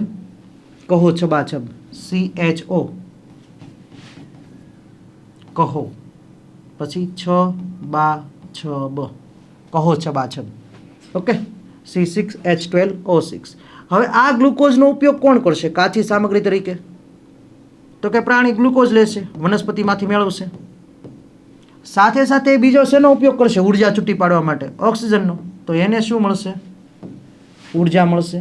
ઉર્જા કયા સ્વરૂપે મેળવે છે? તો કે ATP સ્વરૂપે મેળવે છે. ઓકે, તો વનસ્પતિ માટે કાચી સામગ્રી કઈ થઈ? કાર્બન ડાયોક્સાઇડ અને પાણી. જ્યારે પ્રાણીઓ માટે કાચી સામગ્રી શું થઈ? તો કે ગ્લુકોઝ અને ઓક્સિજન વાયુનો ઉપયોગ કરીને ઉર્જા મેળવી. તો આ બંને જે છે એ કાચી સામગ્રી છે. આને શું કહેવાશે? કાચી સામગ્રી. અથવા તો આને આપણે શું કહી શકીએ? કાર્બન આધારિત ખોરાક કહી શકીએ. શું કહી શકીએ? કાર્બન આધારિત ખોરાક. અને ખોરાકનું વિઘટન ઓક્સિજનની હાજરીમાં થશે. ફરીથી સવાલ આવી ગયો છે, જીવન ટકાવી રાખવા માટે જે ક્રિયા કરવી પડે એને આપણે શું કહીએ છીએ? જૈવિક ક્રિયા કહીએ છીએ. કઈ ક્રિયા કહીએ છીએ? જૈવિક ક્રિયા. જીવન ટકાવી રાખવા માટે જે ક્રિયાઓ કરવી પડતી હોય એને આપણે શું કહીએ છીએ? જૈવિક ક્રિયાઓ. તો તમે કઈ કઈ ક્રિયાઓને જરૂરી ગણશો? તો કે આપણા માટે તો પોષણ જરૂરી છે, શ્વસન જરૂરી છે, વહન જરૂરી છે, ઉત્સર્જન જરૂરી છે, વૃદ્ધિ વિકાસ અને આણ્વીય ગતિ પણ જરૂરી છે. ક્લિયર છે? આટલું સમજાય છે? મજા આવે છે ને ભણવાની? ઓકે, કહેતા રહેજો પાછા કોમેન્ટની અંદર. ચલો તો જોઈએ આગળ. આપણા શરીરમાં ઉર્જા અને દ્રવ્યો બહારથી શા માટે જરૂરી છે? આપણા શરીરમાં ઉર્જા એટલે ખોરાક મેળવવો. ખોરાકમાં શું હશે? પોષક દ્રવ્યો હશે. એ બહારથી શા માટે લેવા જરૂરી છે? અથવા તો તેમનો સ્ત્રોત, એ પદાર્થ ક્યાંથી મળશે આપણને? તો આપણે ચાલતા હોઈએ કે સાયકલ ચલાવતા હોઈએ તો આ બધી ક્રિયાઓ દ્રશ્ય ક્રિયા છે. કેવી ક્રિયા છે? દ્રશ્ય ક્રિયા કરતા હોય ત્યારે ઉર્જાનો ઉપયોગ થાય એ આપણને ખબર છે, બરાબર. આપણે આખો દિવસ કસરતમાં જઈએ, 2 કલાક કસરતમાં જઈએ, અથવા તો 2 કલાક સાયકલિંગ કરીએ, અથવા તો ટાઈપિંગ કરીએ, બરાબર, અથવા તો સતત લખતા રહીએ તો આપણું શરીરમાંથી ઉર્જા વપરાય છે. તો આ જે ઉર્જા વપરાય છે, આ ઉર્જા વપરાય એ દરમિયાન આપણે ખાવાની પણ જરૂર પડે છે ને. ઉર્જા વપરાય છે આપણા શરીરમાંથી, ઉર્જા ખૂટે છે, અને આ બધી ક્રિયા આપણે જોઈ શકીએ છીએ કે ત્યારે ઉર્જા વપરાય છે. તો શું એવું બને કે આપણે સૂતા હોઈએ ત્યારે ઉર્જા વપરાતી હશે? આપણે જ્યારે સૂતા હોઈએ ત્યારે ઉર્જા વપરાતી હશે? વિચારો. હા, ચોક્કસ. કેમ? આપણું હૃદય કામ કરતું બંધ નથી થઈ જતું, આપણા મગજના વિચાર આવતા બંધ નથી થઈ જતા, સપનાઓ આવે છે ને તમને સારા સારા મસ્ત મજાના, બરાબર. શ્વસનની ક્રિયા બંધ નથી થતી. તો ફેફસા કામ કરે છે, હૃદય કામ કરે છે, મગજ કામ કરે છે, બધું કામ કરે છે. તો કોઈ પણ કામ કરવા માટે ઉર્જાની જરૂર પડે, બરાબર. તો એ દ્રશ્ય હલનચલન થતું હોય કે અદૃશ્ય હલનચલન થતું હોય, એના માટે ઉર્જાની જરૂર તો પડવાની જ છે. તો જો દ્રશ્ય પ્રવૃત્તિ કરતા હોય ત્યારે ઉર્જાનો ઉપયોગ થાય છે, બરાબર. અથવા તો કોઈ પ્રવૃત્તિ નથી કરતા તેવી સ્થિતિમાં છીએ, એટલે કે આપણે પ્રવર્તમાન સ્થિતિની અંદર આરામથી બેઠા હોઈએ ખુરશી ઉપર શાંતિથી, તો શું ઉર્જા નહીં વપરાતી હોય? વપરાતી જ હોય ને. તમારી અંદર શરીરની અંદર ક્રિયાઓ શરૂ છે, તમને નથી દેખાતી, સામેવાળાને નથી દેખાતી, પણ કંઈ ખાઈ લીધું છે તો પાચન થવામાં ઉર્જા વપરાશે. તમે બેઠા બેઠા કાંઈ વિચારી રહ્યા છો તો એમાં ઉર્જા વપરાશે, બરાબર. તો ઉર્જા તો વપરાવાની છે. તો પ્રવર્તમાન સ્થિતિને જાળવી રાખવા માટે શેની જરૂર પડે છે? ઉર્જાની જરૂરિયાત. પ્રવર્તમાન સ્થિતિ કોને કહેવાય? તો કે હાલની સ્થિતિ, અત્યારે તમે જે કામ કરો છો અથવા તો જે કાંઈ તમે કરી રહ્યા છો તો એ કાર્ય થઈ રહ્યું છે. કાર્ય થાય મતલબ એમાં ઉર્જા વપરાય, બરાબર. તમે અત્યારે ભણી રહ્યા છો ને ઓનલાઈન મસ્ત મજાનું, તો એમાં ભણવા માટે થઈને, યાદ રાખવા માટે થઈને, બરાબર, મોબાઈલ પકડવા માટે થઈને ઉર્જા તો વપરાય છે ને દોસ્ત. તો ઉર્જાની જરૂરિયાત પડે છે દરેક જગ્યાએ. તો શરીરના વૃદ્ધિ, વિકાસ અને પ્રોટીન અથવા તો અન્ય દ્રવ્યોના સંશ્લેષણ, સંશ્લેષણ એટલે નિર્માણ કરવું, બનાવવું. સંશ્લેષણ કરવું એટલે શું દોસ્ત? નિર્માણ કરવું, બનાવવું શરીરની અંદર. તો આ બધી જ વસ્તુઓ કરવા માટે થઈને શું કરવું પડશે? બહારથી પદાર્થોને લેવા પડશે. અને એ પદાર્થ આપણને ક્યાંથી મળે છે? ખોરાકમાંથી. ક્યાંથી મળે છે? ખોરાકમાંથી, આહારમાંથી આપણને ઉર્જા અને દ્રવ્યો પ્રાપ્ત થાય છે. છે ને મજા આવે એવા સવાલ? સમજવા જેવું છે ને બધું? ચલો, તો સજીવો તેમનો ખોરાક કેવી રીતે પ્રાપ્ત કરે છે? તો હવે તમને એમ થયું કે સર આપણે ખોરાક મેળવવો જરૂરી છે, તો બધા સજીવને ખોરાક મેળવવો જરૂરી છે. તો આ બધા ખોરાક મેળવે છે ક્યાંથી? સજીવો ખોરાક કેવી રીતે મેળવે છે, બરાબર? અથવા તો પોષણ ને આધારે સજીવોના મુખ્ય કેટલા પ્રકાર છે? તો કે મુખ્ય 2 પ્રકાર છે. કેટલા પ્રકાર છે? 2, બરાબર. તો ઉર્જા અને દ્રવ્યો દરેક સજીવને જરૂરિયાત છે, આપણે જોઈ લીધું, બરાબર. તો જો એ પોતાનો ખોરાક જાતે બનાવે છે, જો એ પોતાનો ખોરાક જાતે બનાવે છે, તો જાતે બનાવશે કોણ? તો કે વનસ્પતિ. પોતાનો ખોરાક જાતે બનાવે છે કોણ? વનસ્પતિ. વનસ્પતિ કઈ રીતે જાતે બનાવશે? તો કે કાર્બન ડાયોક્સાઇડનો ઉપયોગ કરશે, પાણીનો ઉપયોગ કરશે. આ ક્રિયા કોની હાજરીમાં થશે? તો કે સૂર્યપ્રકાશની હાજરીમાં થશે. ક્યાં થશે? તો કે ક્લોરોફિલમાં થશે. ક્યાં થશે? ક્લોરોફિલ. ક્લોરોફિલને આપણે શું કહેતા હતા? હરિત દ્રવ્ય, લીલા રંગનું રંજક દ્રવ્ય, બરાબર. તો આ વનસ્પતિ પોતાનો ખોરાક જાતે બનાવશે. શું બનાવશે? તો કે જટિલ પદાર્થ બનાવશે, ગ્લુકોઝ બનાવશે. કેવો પદાર્થ બનાવશે? જટિલ પદાર્થ. ઓકે. તો આ હતા બધા સરળ પદાર્થો હતા. આને કેવા પદાર્થો કહેવાશે? સરળ પદાર્થ કહેવાશે. અને એમાંથી બન્યા કેવા? બન્યા કેવા? જટિલ પદાર્થોનું નિર્માણ થયું. આ જે પદાર્થ બન્યા આને શું કહેવાય? જટિલ પદાર્થ. તો સરળમાંથી જટિલ બને છે, અથવા તો અકાર્બનિકમાંથી. વનસ્પતિ શું કરે છે? અકાર્બનિક દ્રવ્યોને ઉપયોગ કરીને કેવા દ્રવ્યો બનાવે છે? તો કે કાર્બનિક દ્રવ્ય બનાવે છે. કેવા દ્રવ્યો બનાવે છે? કાર્બનિક દ્રવ્ય. તો સરળ પદાર્થો કયા હતા અહીંયા? કાર્બન ડાયોક્સાઇડ પ્લસ પાણી, સૂર્યપ્રકાશની હાજરીમાં ક્લોરોફિલમાં પ્રક્રિયા થઈને સરળ પદાર્થનું જટિલ પદાર્થમાં, અકાર્બનિક પદાર્થનું કાર્બનિક પદાર્થમાં રૂપાંતર થયું અને ખોરાક બનાવ્યો પોતાનો. તો આ સ્વયંપોષી થયું. જો સરળ દ્રવ્યો, સરળ દ્રવ્યો કયા છે અહીંયા? કાર્બન ડાયોક્સાઇડ અને પાણી. કેવા છે? અકાર્બનિક પદાર્થો છે. અને એમાંથી એ ખોરાક પ્રાપ્ત કરે છે. બધી લીલી વનસ્પતિ છે. કેટલાક જીવાણુ. જીવાણુ એટલે શું થશે અહીંયા બાળકો? બેક્ટેરિયા થશે. વિષાણુ એટલે વાયરસ થાય. યાદ રાખજો. જીવાણુ એટલે શું થશે? બેક્ટેરિયા. લખવું એટલે લખી લેજો. જીવાણુ બરાબર બેક્ટેરિયા, વિષાણુ બરાબર વાયરસ. ઓકે, વાયરસનું ગુજરાતી વિષાણુ અને બેક્ટેરિયાનું ગુજરાતી જીવાણુ. તો કેટલાક પ્રકાશ સંશ્લેષી બેક્ટેરિયા હોય, બરાબર, સાયનો બેક્ટેરિયા અથવા તો નીલ હરિત લીલ, બરાબર, અથવા તો લીલી વનસ્પતિઓ. આ બધો પોતાનો ખોરાક જાતે બનાવે છે. આપણે એટલે એને શું કહીએ છીએ? સ્વયંપોષી. પોતાની જાતે જ પોષણ મેળવે છે. હવે આ જે જટિલ પદાર્થો છે એનો ઉપયોગ કોણ કરશે? તો કે વિવિધ પ્રકારના પ્રાણીઓ. તો પ્રાણીઓ શું કરશે? જટિલ પદાર્થો લેશે. શું કરશે? જટિલ પદાર્થો લેશે, એનું વિઘટન કરશે. વિઘટન કરીને શેમાં ફેરવશે? સરળ પદાર્થોમાં ફેરવશે. આ દરમિયાન એ શું કરશે? પોતાના શરીરમાં ઉર્જા મેળવશે. શું કરશે? ઉર્જા મેળવશે. તો ઉર્જા મેળવવા માટે એ શું કરશે? અન્ય સજીવ એટલે વનસ્પતિ. વનસ્પતિમાંથી ખોરાક મેળવે. કયા સ્વરૂપે મેળવે? જો આવી ગયું. કયા સ્વરૂપે મેળવે છે? જટિલ પદાર્થો સ્વરૂપે ખોરાક મેળવે છે. બરાબર. અને જટિલ પદાર્થનું શેમાં રૂપાંતર કરે છે? તો કે સરળ પદાર્થમાં રૂપાંતર કરે છે. અને આ રૂપાંતર કરવા માટે કેટલાક ઉદ્દીપકની જરૂર પડે. બરાબર. હવે તમને પ્રશ્ન થાય ઉદ્દીપક એટલે શું? તો અત્યારે તમે ધોરણ 10ની અંદર છો.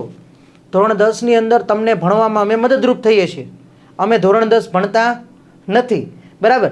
તમે ભણી ગણીને ધોરણ 10 પાસ કરી દીધું તો તમે શેમાં આવી ગયા? 11મા ધોરણમાં. બરાબર. તો આ પ્રોસેસ હતી ને, એક પ્રક્રિયા હતી કે અત્યારથી ભણવાનું આપણે શરૂ કર્યું, ધીમે ધીમે ધોરણ 10 પાસ કરી દેશો તમે. બરાબર. તો તમને અમે ખાલી મદદરૂપ થયા. તમે ધોરણ 10 પાસ થઈ જાઓ, સાથે સાથે શું અમે ધોરણ 10 પાસ થઈને 11માં આવી જઈએ છીએ? ના. ધોરણ 10 તમારું જેવું પૂરું થયું એટલે અમે પાછા બહાર નીકળી જઈએ, બીજી બેચ શરૂ કરી દઈએ. સમજાય છે? તો અહીંયા અમારું કામ શું હતું? પ્રક્રિયાને ઝડપી બનાવવાનું, પ્રક્રિયામાં મદદરૂપ થઈને પ્રક્રિયાનો વેગ વધારવાનો. સમજાય છે? તો કોઈ પણ પ્રક્રિયા હોય એને ઝડપી બનાવે, એનો વેગ વધારે, અને પ્રક્રિયા જેવી પૂરી થઈ જાય એટલે પાછા મૂળ સ્વરૂપે મળી જાય અને આગળ નવી પ્રક્રિયા કોઈ તમારી નિપજો જે કાંઈ બનવાની હોય બની ગઈ. ધોરણ 11ની અંદર આવી ગયા. ગોરદાદા જેવું કામકાજ. લગ્ન સ્પીડમાં કરાવી દે, 2 જીવ 1 થઈ ગયા. ઓકે. તો ઉદ્દીપક અહીંયા રાસાયણિક રીતે હોય. બરાબર. તો આપણે એને ઉદ્દીપક કહેતા હોઈએ. પણ અહીંયા વિજ્ઞાનની અંદર ઉદ્દીપક ને જો બાયોલોજીની અંદર ભણતા હોઈએ તો શું કહેવાશે? ઉત્સેચક તરીકે, એન્ઝાઇમ તરીકે લેવામાં આવશે. ઓકે. શેના તરીકે લેવામાં આવશે? એન્ઝાઇમ તરીકે. એટલે એને શું કીધું? જે ઉદ્દીપક શબ્દ વાપર્યો. બાકી ઉદ્દીપક શબ્દ કેમેસ્ટ્રીની અંદર આવે, પણ જે ઉદ્દીપકનો મતલબ જીવ વિજ્ઞાનની અંદર કોઈ ઉદ્દીપક આવે છે, એમાઇલોસ છે, લાઇપેઝ છે. બરાબર. તો આ બધા જે છે, ટાઇલિન, આ બધા જે છે એને શું કહેવાશે? ઉત્સેચક કહેવાશે. તેનો ઉપયોગ કરવામાં આવશે ને એના દ્વારા એક ખોરાકને તોડશે. તો વિષમપોષીઓ પોતાનું અસ્તિત્વ ટકાવી રાખવા માટે પ્રત્યક્ષ કે પરોક્ષ રીતે શેના પર આધારિત હોય છે? પ્રત્યક્ષ એટલે સીધે સીધા, અથવા તો પરોક્ષ રીતે સ્વયંપોષી પર આધારિત હોય છે. આપણે ભજીયા ખાઈએ તો ચણાનો લોટ, ધાણા, મેથી, પાલક, મરચાં, આદુ, આ બધી જ વસ્તુ સીધો ઉપયોગ કરીએ છીએ ને. તો આપણે સ્વયંપોષીઓમાંથી સીધું પોષણ મેળવ્યું એટલે પ્રત્યક્ષ, ડાયરેક્ટ. પણ આ ધાણા, મેથી, પાલક ને બધું ગાયને ખવડાવી દઈએ, ગાય દૂધ આપે અને દૂધ પીએ તો પરોક્ષ. સમજાય છે? ચાલો તો આગળ વધીએ.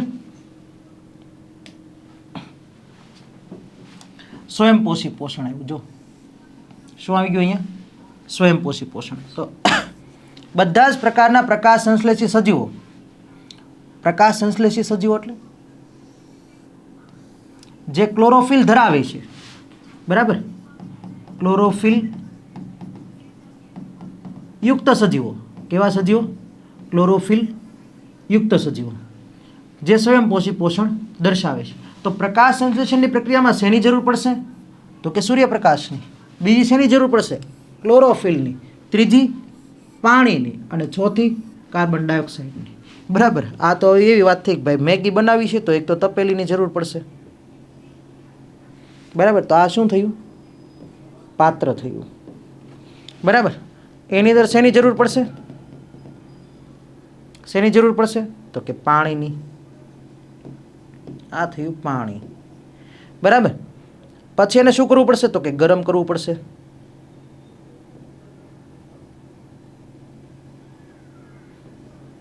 તો ગરમીની જરૂર પડી.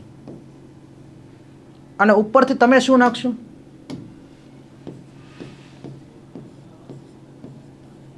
શું નાખ્યું? નૂડલ્સ પ્લસ મસાલો.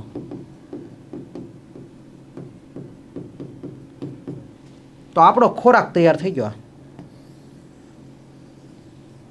તો આ ખોરાક બન્યો. બરાબર, ખોરાક બને છે. હવે વિચારો, અહીંયા પણ છે,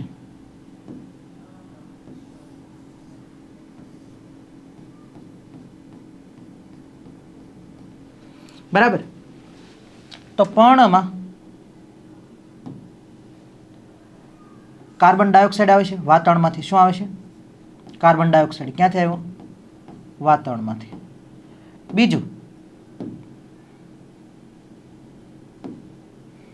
મૂળ દ્વારા શોષાઈને એમાં પાણી આવ્યું.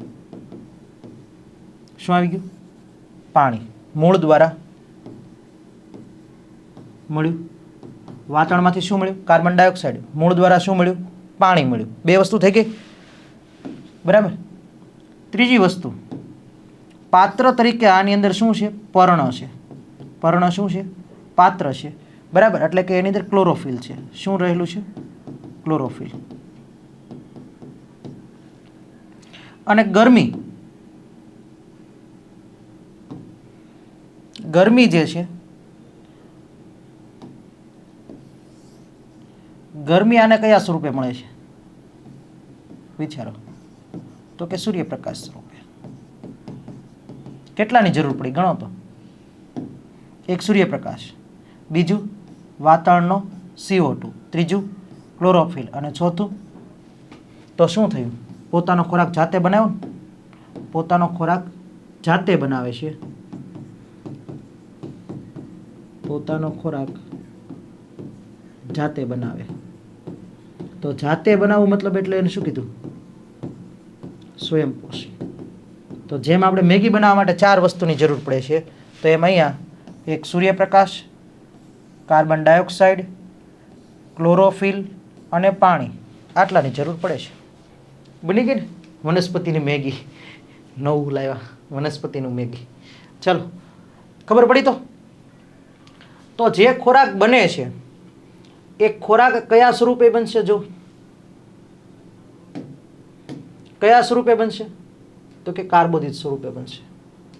બરાબર. લીલી વનસ્પતિઓ પોષણ દ્વારા સ્ટાર્ચ અને કેટલાક પ્રોટીનનું પણ નિર્માણ કરે છે. આ કાર્બોદિત વનસ્પતિને ઉર્જા પૂરી પાડે છે. બરાબર. હવે આ વધારાનો ગ્લુકોઝ, યાદ રાખજો, વધારાનો ગ્લુકોઝ કયા સ્વરૂપે સંગ્રહ પામે? તો કે સ્ટાર્ચ કણ. બરાબર. સ્ટાર્ચ કણને બીજું આપણે શું કહી શકીએ? મંડકણ. શું કહી શકીએ? મંડકણ સ્વરૂપે એ સંગ્રહ પામે છે. અને જ્યારે જરૂર પડે વનસ્પતિને, ત્યારે એ ઉર્જાનો ઉપયોગ કરશે.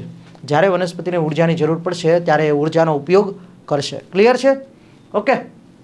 તો ખાસ યાદ રાખજો, વધારાના ગ્લુકોઝનું, વનસ્પતિમાં વધારાના ગ્લુકોઝનું એટલે કે કાર્બોદિતનું કયા સ્વરૂપે સંગ્રહ થાય?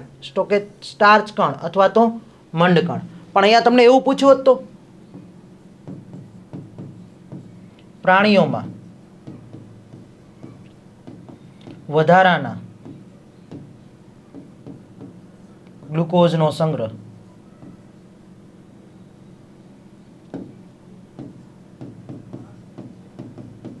આવું પૂછ્યું હોત તો બાળકો યાદ રાખજો, ગ્લાયકોજન આવશે. શું આવશે? વનસ્પતિમાં પૂછે તો સ્ટાર્ચ કણ, મંડકણ. આ કોના માટે છે? વનસ્પતિ માટે. વનસ્પતિમાં શું આવશે? સ્ટાર્ચ કણ અથવા તો મંડકણ. જ્યારે પ્રાણી પૂછે તો પ્રાણીમાં શું આવશે? ગ્લાયકોજન. ખાસ યાદ રાખજો, 1 માર્કમાં 2 IMP છે. વનસ્પતિમાં ગ્લુકોઝનો સંગ્રહ, વધારાના ગ્લુકોઝનો સંગ્રહ કયા સ્વરૂપે થાય? સ્ટાર્ચ કણ અથવા મંડકણ. ઓકે. અને પ્રાણીઓમાં વધારાના ગ્લુકોઝનો સંગ્રહ કયા સ્વરૂપે થાય? ગ્લાયકોજન સ્વરૂપે. ઓકે, યાદ રહેશે? ચાલો, તો જરૂર લાગે ત્યાં લખતા જાજો, અથવા તો સ્ક્રીનશોટ લેવાનો હોય તો સ્ક્રીનશોટ લેતા જાજો. બરાબર. તમને જે જરૂર જણાય એ પ્રમાણે કામ કરજો. ઓકે, ચાલો આગળ વધીએ. તો વેરી મોસ્ટ આઈએમપી સવાલ બોર્ડમાં પૂછાઈ ગયેલો. ગયા વર્ષે વિદ્યાર્થીઓને આપણે કીધું હતું કે પ્રકાશ સંશ્લેષણ પૂછાશે, કરીને જાજો. માર્ચ 2024ની અંદર આ પ્રશ્ન આવી ગયો. બરાબર, બેઠે બેઠો આ ટાઈપનો પ્રશ્ન આપેલો હતો કે પ્રકાશ સંશ્લેષણ એટલે શું ને પ્રકાશ સંશ્લેષણની ક્રિયાનું સમીકરણ આપો. 2 માર્કમાં ટુકડો કરીને પૂછ્યો છે અને આની સાથે વાયુરંધ્ર પૂછ્યું છે. બરાબર, 2 માર્કના 2 સવાલના ટુકડા કરીને 4 માર્કનો આખો સવાલ બનાવ્યો છે. જોઈ લેજો તમારી પાસે માર્ચ 2024નું પેપર પડેલું હોય તો. ઓકે, ચલો મહત્વનો સવાલ છે, આઈએમપી સવાલ છે. તો નાની નાની આઈએમપી અહીંયાથી તમને મળે છે તો કરી નાખજો. તમારી સ્કૂલની પરીક્ષામાં તમારે કામમાં તો આવશે દોસ્તો. ઓકે, ચાલો પ્રકાશ સંશ્લેષણ એટલે શું? તો હમણાં જ આપણે વાત કરી કે ક્લોરોફિલ ધરાવતા સજીવો. ક્લોરોફિલ ધરાવતા સજીવો એટલે આપણને ખબર જ છે કોણ? વનસ્પતિ, બરાબર, અથવા તો લીલ, અથવા તો કેટલાક બેક્ટેરિયા. શું કરે? એક તો સૂર્યપ્રકાશનો ઉપયોગ કરે, બીજો પાણીનો ઉપયોગ કરે, ત્રીજો કાર્બન ડાયોક્સાઇડનો ઉપયોગ કરે અને ચોથી વસ્તુ અહીંયા કઈ આપી દીધી છે? ક્લોરોફિલનો ઉપયોગ કરીને શું કરશે? સરળ કાર્બોદિત એટલે કે ગ્લુકોઝ સ્વરૂપમાં રૂપાંતર કરશે. બરાબર, આ સરળ પદાર્થોનો ઉપયોગ થઈને જટિલમાં રૂપાંતર થઈને ખોરાક તૈયાર થાય. આ ક્રિયાને આપણે શું કહીએ છીએ? પ્રકાશ સંશ્લેષણની ક્રિયા. દોસ્તો તમને આવડતું જ હશે. આ તમે ધોરણ 7ની અંદર ને 8ની અંદર આવું બધું ભણીને આવ્યા જ છો. ક્લોરોફિલ ધરાવતા સજીવો સૂર્યપ્રકાશની હાજરીમાં પાણી અને કાર્બન ડાયોક્સાઇડ, મૂળ દ્વારા શોષાયેલું પાણી અને વાતાવરણમાંથી લીધો કાર્બન ડાયોક્સાઇડનો ઉપયોગ કરીને સરળ પદાર્થો હતા બધા, એનું જટિલ પદાર્થોમાં રૂપાંતર કરે, ખોરાક તૈયાર કરે. આ ખોરાક તૈયાર કરવાની ક્રિયાને શું કહેવાશે? પ્રકાશ સંશ્લેષણ. તેમાં ઉપયોગ કોનો થાય છે દોસ્તો? જુઓ તો કાર્બન ડાયોક્સાઇડ. બીજો કોનો ઉપયોગ થાય છે? તો કે પાણીનો. બરાબર, શેનો ઉપયોગ થાય છે? પાણીનો. અને બને છે શું? તો કે ગ્લુકોઝ બને છે. એવું અહીંયા વાત કરી દીધી છે આપણને, C6H12O6. બરાબર, સાથે સાથે શું કરશે? તો કે જ્યારે કાર્બન ડાયોક્સાઇડ લેતું હોય તો ઓક્સિજન વાયુ બહાર પણ કાઢે છે. આ ઉપરાંત પાણી પણ બહાર કાઢે છે. ઓકે, તો આ ક્રિયા થાય છે ક્યાં?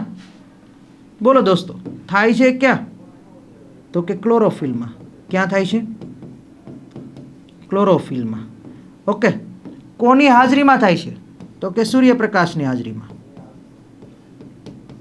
સૂર્યપ્રકાશની હાજરીમાં. ઓકે, હવે જો આ સમીકરણ આટલું લખતા આવડે? જો તમે કાર્બન ડાયોક્સાઇડ પ્લસ પાણી, થોડી જગ્યા રાખવાની અહીંયા, એટલે હું અહીંયા હમણાં નવું લખાવીશ તમને. કાર્બન ડાયોક્સાઇડ પ્લસ પાણી ક્યાં પ્રક્રિયા થાય? ક્લોરોફિલમાં. કોની હાજરીમાં? સૂર્યપ્રકાશની હાજરીમાં. બને શું? તો કે કાર્બન ડાયોક્સાઇડ અને પાણીયુક્ત સંયોજન. એટલે શું બન્યું? શું બન્યું? ગ્લુકોઝ બન્યું. બરાબર, તો વનસ્પતિએ કયો વાયુ લીધો? કાર્બન ડાયોક્સાઇડ લીધો. કયો વાયુ બહાર કાઢ્યો? તો કે ઓક્સિજન વાયુ. કયો વાયુ બહાર કાઢ્યો? ઓક્સિજન વાયુ. બરાબર, ઓક્સિજન વાયુ હંમેશા O2 સ્વરૂપે લખાય. વાયુ આવે, બરાબર, નાઇટ્રોજન વાયુ તો N2, હાઇડ્રોજન વાયુ તો H2, ઓક્સિજન વાયુ તો O2. ઓકે, અને આ ઉપરાંત બીજું એમાં શું છૂટું પડશે? તો કે પાણી છૂટું પડશે, જે બાષ્પ સ્વરૂપે ગુમાવે. બાષ્પોત્સર્જનની ક્રિયા આપણે આગળ વાયુરંધ્ર ભણશું એટલે એની અંદર ફરીથી વાત કરશું. હવે જો આ સમીકરણની અંદર સંતુલિત કરવા માટે કાંઈ કરવાનું નથી. એક સારામાં સારું તમને વસ્તુ કહી દઉં છું. અહીંયા કાર્બન કેટલા? 6, તો મૂકી ગયો આગળ 6, વાત પૂરી. ચલો અહીંયા હાઇડ્રોજન કેટલા? 12, તો આગળ મૂકી ગયો 12. ક્લિયર? હવે ગણો કાર્બન કેટલા? 6, તો સામે 6 કાર્બન છે. ઓકે, એ સંતુલિત. ચલો ઓક્સિજન કેટલા? ગણો તો અહીંયા ઓક્સિજન કેટલા? 12. ઓક્સિજન 12 છે ને, તો અહીંયા કેટલા છે? 6. ઓકે, પહેલાં હાઇડ્રોજનનું પતાવી દઈએ. હાઇડ્રોજન કેટલા છે? ચલો પહેલાં કાર્બનનું પતી ગયું, જોઈ લો. કાર્બન આ બાજુ 6 કાર્બન હતા, તો આ બાજુ પણ કેટલા છે? 6 કાર્બન છે. એટલે ચાલો કાર્બનનો વહીવટ પતી ગયેલો છે અહીંયા. ઓકે, બીજું આપણે પકડીએ છીએ હાઇડ્રોજનને. ધ્યાન આપજો.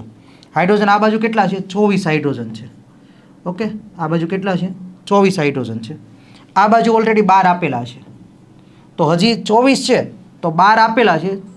ઓકે, તો 12 હજી ઘટે છે, તો અહીંયા હું કરી દઉં એટલે થઈ ગયા 12.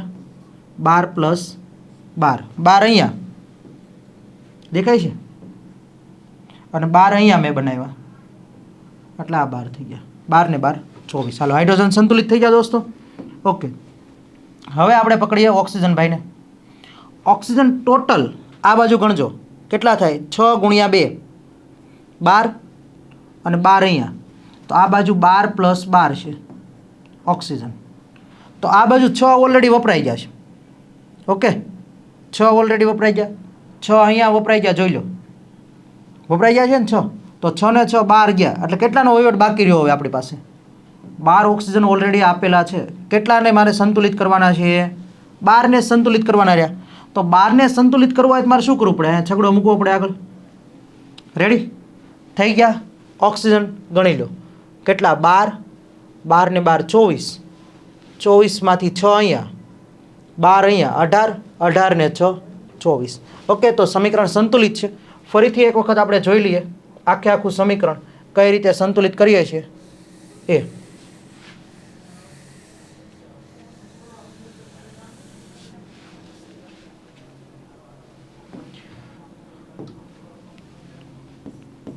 કાર્બન ડાયોક્સાઇડ પ્લસ પાણી શું બનશે? C6H12O6 પ્લસ ઓક્સિજન વાયુ છૂટવું પડશે પ્લસ પાણી છૂટવું પડશે. ઓકે આ પ્રક્રિયા થાય છે ક્યાં? તો કે ક્લોરોફિલમાં. ક્યાં થાય છે?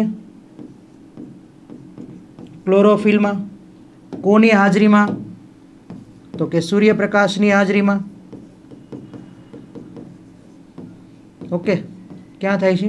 સૂર્યપ્રકાશની હાજરીમાં. કયો વાયુ ઉપયોગ લીધો અહીંયા? તો કે કાર્બન ડાયોક્સાઇડ. કયા વાયુનો ઉપયોગ કર્યો?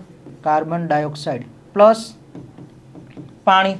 આ બાજુ શું બન્યું? ગ્લુકોઝ. બરાબર. ગ્લુકોઝને શું કહેવાય? કાર્બોદિત. શું કહેવાય? કાર્બોદિત. અહીંયા કયો વાયુ છૂટવો પડશે? બીજો ઓક્સિજન વાયુ, જે આપણે શ્વાસ લેવામાં મદદરૂપ બને છે, પર્યાવરણને શુદ્ધ બનાવે છે. ઓકે અને અહીંયા શું આવ્યું? તો કે પાણી. ચાલો હવે સમીકરણને સંતુલિત કરવા માટેની રીત મેં શું કીધી? કેટલા દેખાય છે અહીંયા? 6 તો અહીંયા મૂકી ગયો છગડી 6. ચાલો અહીંયા 12 તો અહીંયા મૂકી ગયો 12. કાર્બન સંતુલિત છે? ઓકે સંતુલિત છે. હાઇડ્રોજનને પકડો 24 તો 24માંથી 12 અહીંયા તો હજી 12 બનાવવા માટે અહીંયા 6 મૂકો થઈ ગયા 12 12 24. રેડી છે. ઓક્સિજન આ બાજુ કેટલા 12. ઓકે ઓક્સિજન આ બાજુ કેટલા 12. 12 ને 12 24 તો 24માંથી 6 અહીંયા કાઢી નાખો. 24માંથી 6 18 વધ્યા. 18માંથી હજી અહીંયા 6 કાઢી નાખો. કેટલા વધ્યા? 12 વધ્યા. તો હવે 12 હજી 12 મારે ઘટે છે તો 12 બનાવવા માટે મેં શું કરી દીધું? અહીંયા 6 મૂકી દીધા થઈ ગયા 12. તો આ ઘટના દરમિયાન શું થશે દોસ્તો? જુઓ તો એક તો ક્લોરોફિલ દ્વારા પ્રકાશ ઉર્જાને ગ્રહણ કરવામાં આવે છે. બરાબર. ક્લોરોફિલ દ્વારા પ્રકાશ ઉર્જાને ગ્રહણ કરે. પ્રકાશ ઉર્જાને ગ્રહણ કરે એટલે પ્રકાશ ઉર્જાનું યાદ રાખજો. પ્રકાશ ઉર્જાનું કઈ ઉર્જામાં રૂપાંતર થયું? તો કે રાસાયણિક ઉર્જામાં. કઈ ઉર્જામાં? રાસાયણિક ઉર્જામાં રૂપાંતર થાય છે. બરાબર. રાસાયણિક ઉર્જા એટલે એને બીજું કહેવાય ખાદ્ય ઉર્જા. આપણે આગળના ચેપ્ટરમાં આવા પણ શબ્દો આવશે ખાદ્ય ઉર્જા. બરાબર. વનસ્પતિ કઈ ઉર્જાનું કઈ ઉર્જામાં રૂપાંતર કરે છે? તો કે રાસાયણિક ઉર્જાનું ખાદ્ય ઉર્જામાં રૂપાંતર કરે છે. બરાબર. પ્રકાશ ઉર્જામાં રાસાયણિક ઉર્જામાં રૂપાંતર થાય છે. પ્રકાશ ઉર્જાનું રાસાયણિક ઉર્જામાં રૂપાંતર થાય છે. તથા પાણીના અણુની અંદર હાઇડ્રોજન અને ઓક્સિજનનું વિઘટન થાય છે. પાણીનો અણુ તૂટે ને હાઇડ્રોજન અને ઓક્સિજન એવું છૂટવું પડે છે. કાર્બન ડાયોક્સાઇડ શેમાં ફેરવાઈ જાય છે? કાર્બોદિતમાં ફેરવાઈ જાય છે. યાદ રાખજો. કાર્બન ડાયોક્સાઇડ શેમાં ફેરવાઈ ગયું? કાર્બોદિતમાં ફેરવાઈ જાય છે. બરાબર. એટલે કે ગ્લુકોઝમાં રિડક્શન પામે છે. શું પામે છે?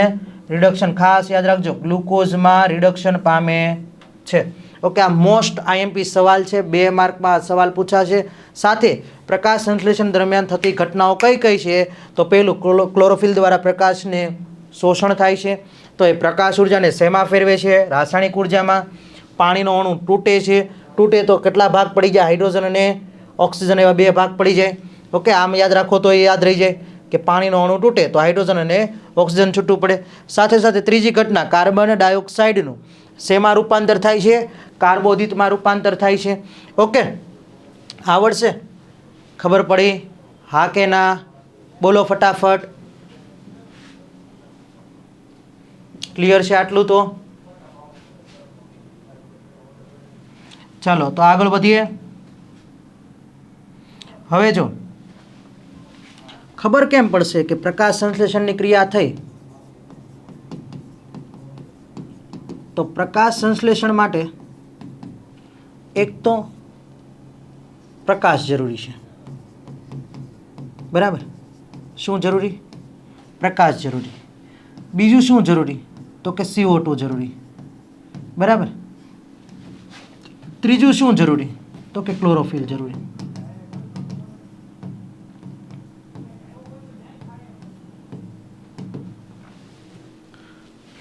આવડશે કે નહીં? તો પ્રકાશ જરૂરી છે એવા આપણે ટોપિક હવે શરૂ કરીએ. માનો કે આ પર્ણ છે,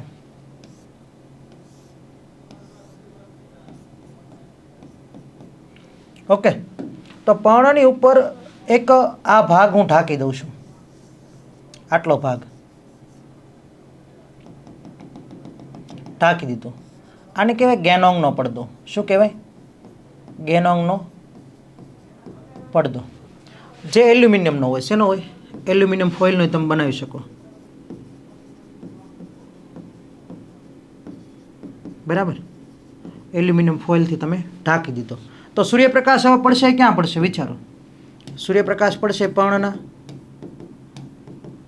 ખુલ્લા ભાગ ઉપર પડ્યો, બરાબર. આ ભાગ તો ઢંકાયેલો છે એટલે ત્યાં તો પડશે નહીં. તો હવે તમારે શું કરવાનું?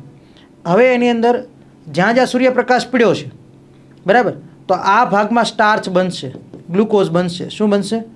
ગ્લુકોઝ બનશે, બરાબર. ગ્લુકોઝ કયા સ્વરૂપે સંગ્રહ પામે? સ્ટાર્ચ સ્વરૂપે. જ્યારે અહીંયા સ્ટાર્ચ ન બને, બરાબર, સ્ટાર્ચ ન બને અથવા તો ગ્લુકોઝ ન બને, બરાબર. હવે સ્ટાર્ચ એમાં બન્યો કે નથી બન્યો? તો એના માટે તમારે શું ઉમેરવું પડે? તો કે જેમાં સ્ટાર્ચ બન્યો છે એમાં આયોડિન નાખશો, બરાબર. તો આયોડિન જે છે એ સ્ટાર્ચ સાથે જાંબલી ભૂરો રંગ આપે. કેવો રંગ આપે? જાંબલી ભૂરો રંગ આપે. યાદ રાખજો ખાસ. આયોડિન જે છે એ સ્ટાર્ચ જો બન્યું હશે, સૂર્યપ્રકાશ એને પડ્યો હશે એના ઉપર, તો એ પ્રકાશ સંશ્લેષણની ક્રિયા થઈ હોય, બરાબર, તો સ્ટાર્ચ ગ્લુકોઝ બન્યો હોય. અને એની અંદર જો હું આયોડિન ઉમેરું તો આયોડિન કેવો રંગ આપે? જાંબલી ભૂરો રંગ આપે. ક્લિયર? હવે અહીંયા આયોડિન નાખીએ તો કોઈ પ્રોસેસ થવાની નથી, જાંબલી ભૂરો રંગ મળવાનો નથી. ઓકે. તો આ એક પ્રકાશ જરૂરી છે, ખબર પડી ગઈ. બીજી એક વાત કરી દઈએ કે એક છોડ છે અહીંયા ઉગાડેલો,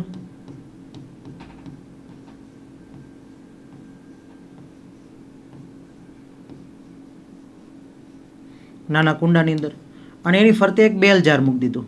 શું મૂકી દીધું? બેલ જાર. તો આની અંદર હવે હવાની અવર જવર થઈ શકશે નહીં, અને અંદર જેટલી પણ હવા છે એ હવાને દૂર કરવા માટે થઈને અહીંયા એક પાત્રની અંદર KOH મૂકી દીધું. શું મૂકી દીધું છે?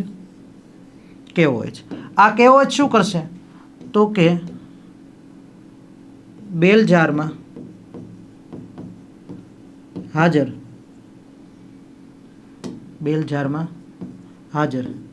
CO2 વાયુનું શોષણ કરે. ખાસ યાદ રાખજો કે પોટેશિયમ હાઇડ્રોક્સાઇડનો ઉપયોગ, આને શું કહેવાય? Potassium hydroxide. શું કહેવાય?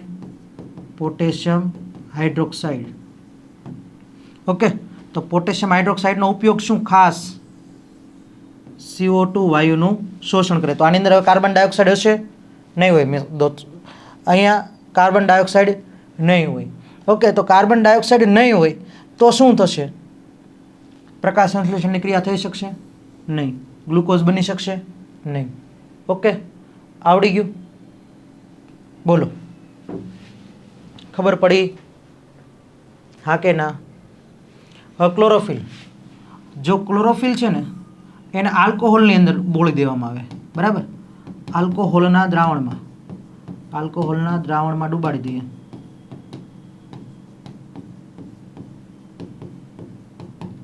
તો લીલો રંગ દૂર થાય. શું થાય? લીલો રંગ દૂર થાય. હવે લીલો રંગ દૂર થઈ ગયો એટલે શું જતું રહ્યું એમાં? હરિતદ્રવ્ય અથવા તો ક્લોરોફિલ જતું રહ્યું. તો બોલો હવે પ્રકાશ સંશ્લેષણ થશે? નહીં થાય. બરાબર. પણ નોર્મલ પર્ણ હશે તો એ પર્ણમાં શું થશે? પ્રકાશ સંશ્લેષણ થશે.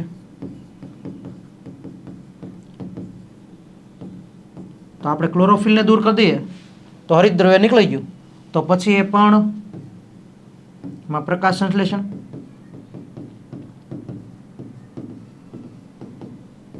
નહીં થાય. ક્લિયર છે? તો આ પ્રોસેસ ખાલી યાદ રાખજો. આમાં ખાલી એમસીક્યુ ને એવું જ બધું પૂછાય. એક તો આ સ્ટાર્ચ આયોડિન સાથે કેવો રંગ આપે? તો કે જાંબલી ભૂરો રંગ. પણ આ સ્ટાર્ચ બનતું જ નથી તો રંગ આપશે જ નહીં. બીજું આ KOH નો ઉપયોગ, પોટેશિયમ હાઇડ્રોક્સાઇડનો ઉપયોગ શું?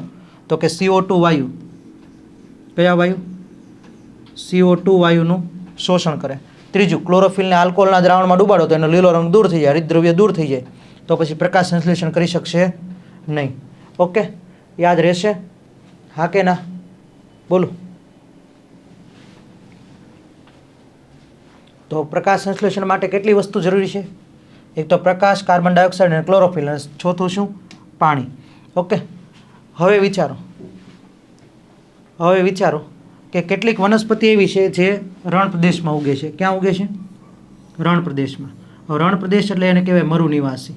હવે આવી વનસ્પતિ હોય ને એમાં પર્ણ બહુ ઓછા હોય અને પર્ણનું શેમાં રૂપાંતર થઈ ગયું હોય? કાંટામાં રૂપાંતર થઈ ગયું. તો તમે થોર જોવો છો, બરાબર? થોર. તો થોરમાં શું હોય? પર્ણ શેમાં ફેરવાઈ ગયા હોય? કાંટામાં. બરાબર. તો પ્રકાંડ એનું કેવું હોય? લીલું હોય. કેવું હોય? પ્રકાંડ લીલું. એટલે પ્રકાશ સંશ્લેષણની ક્રિયા કોણ કરશે? હવે પ્રકાશ સંશ્લેષણ કોણ કરશે? પ્રકાંડ. તો સામાન્ય વસવાટમાં ઉગતી વનસ્પતિ દિવસ દરમિયાન કાર્બન ડાયોક્સાઇડ ગ્રહણ કરીને, બરાબર, એનું રિડક્શન થઈને, બરાબર, કાર્બન ડાયોક્સાઇડનું રિડક્શન થઈને શું બને? કાર્બોદિત બને. હમણાં વાત કરી આપણે. શું બને? કાર્બોદિત બને. અને દિવસ દરમિયાન કાર્બોદિતનું સંશ્લેષણ થઈ ગયું. પણ જે રણમાં ઉગે છે એવી વનસ્પતિ શું કરે? રાત્રે કાર્બન ડાયોક્સાઇડ ગ્રહણ કરે. બરાબર. શું કરશે? રાત્રે કાર્બન ડાયોક્સાઇડ ગ્રહણ કરશે અને ગ્રહણ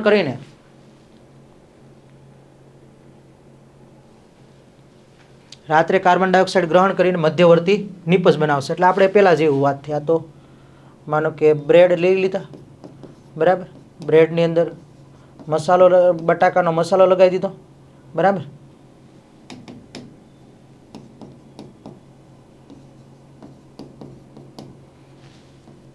બરાબર, અથવા તો કોઈ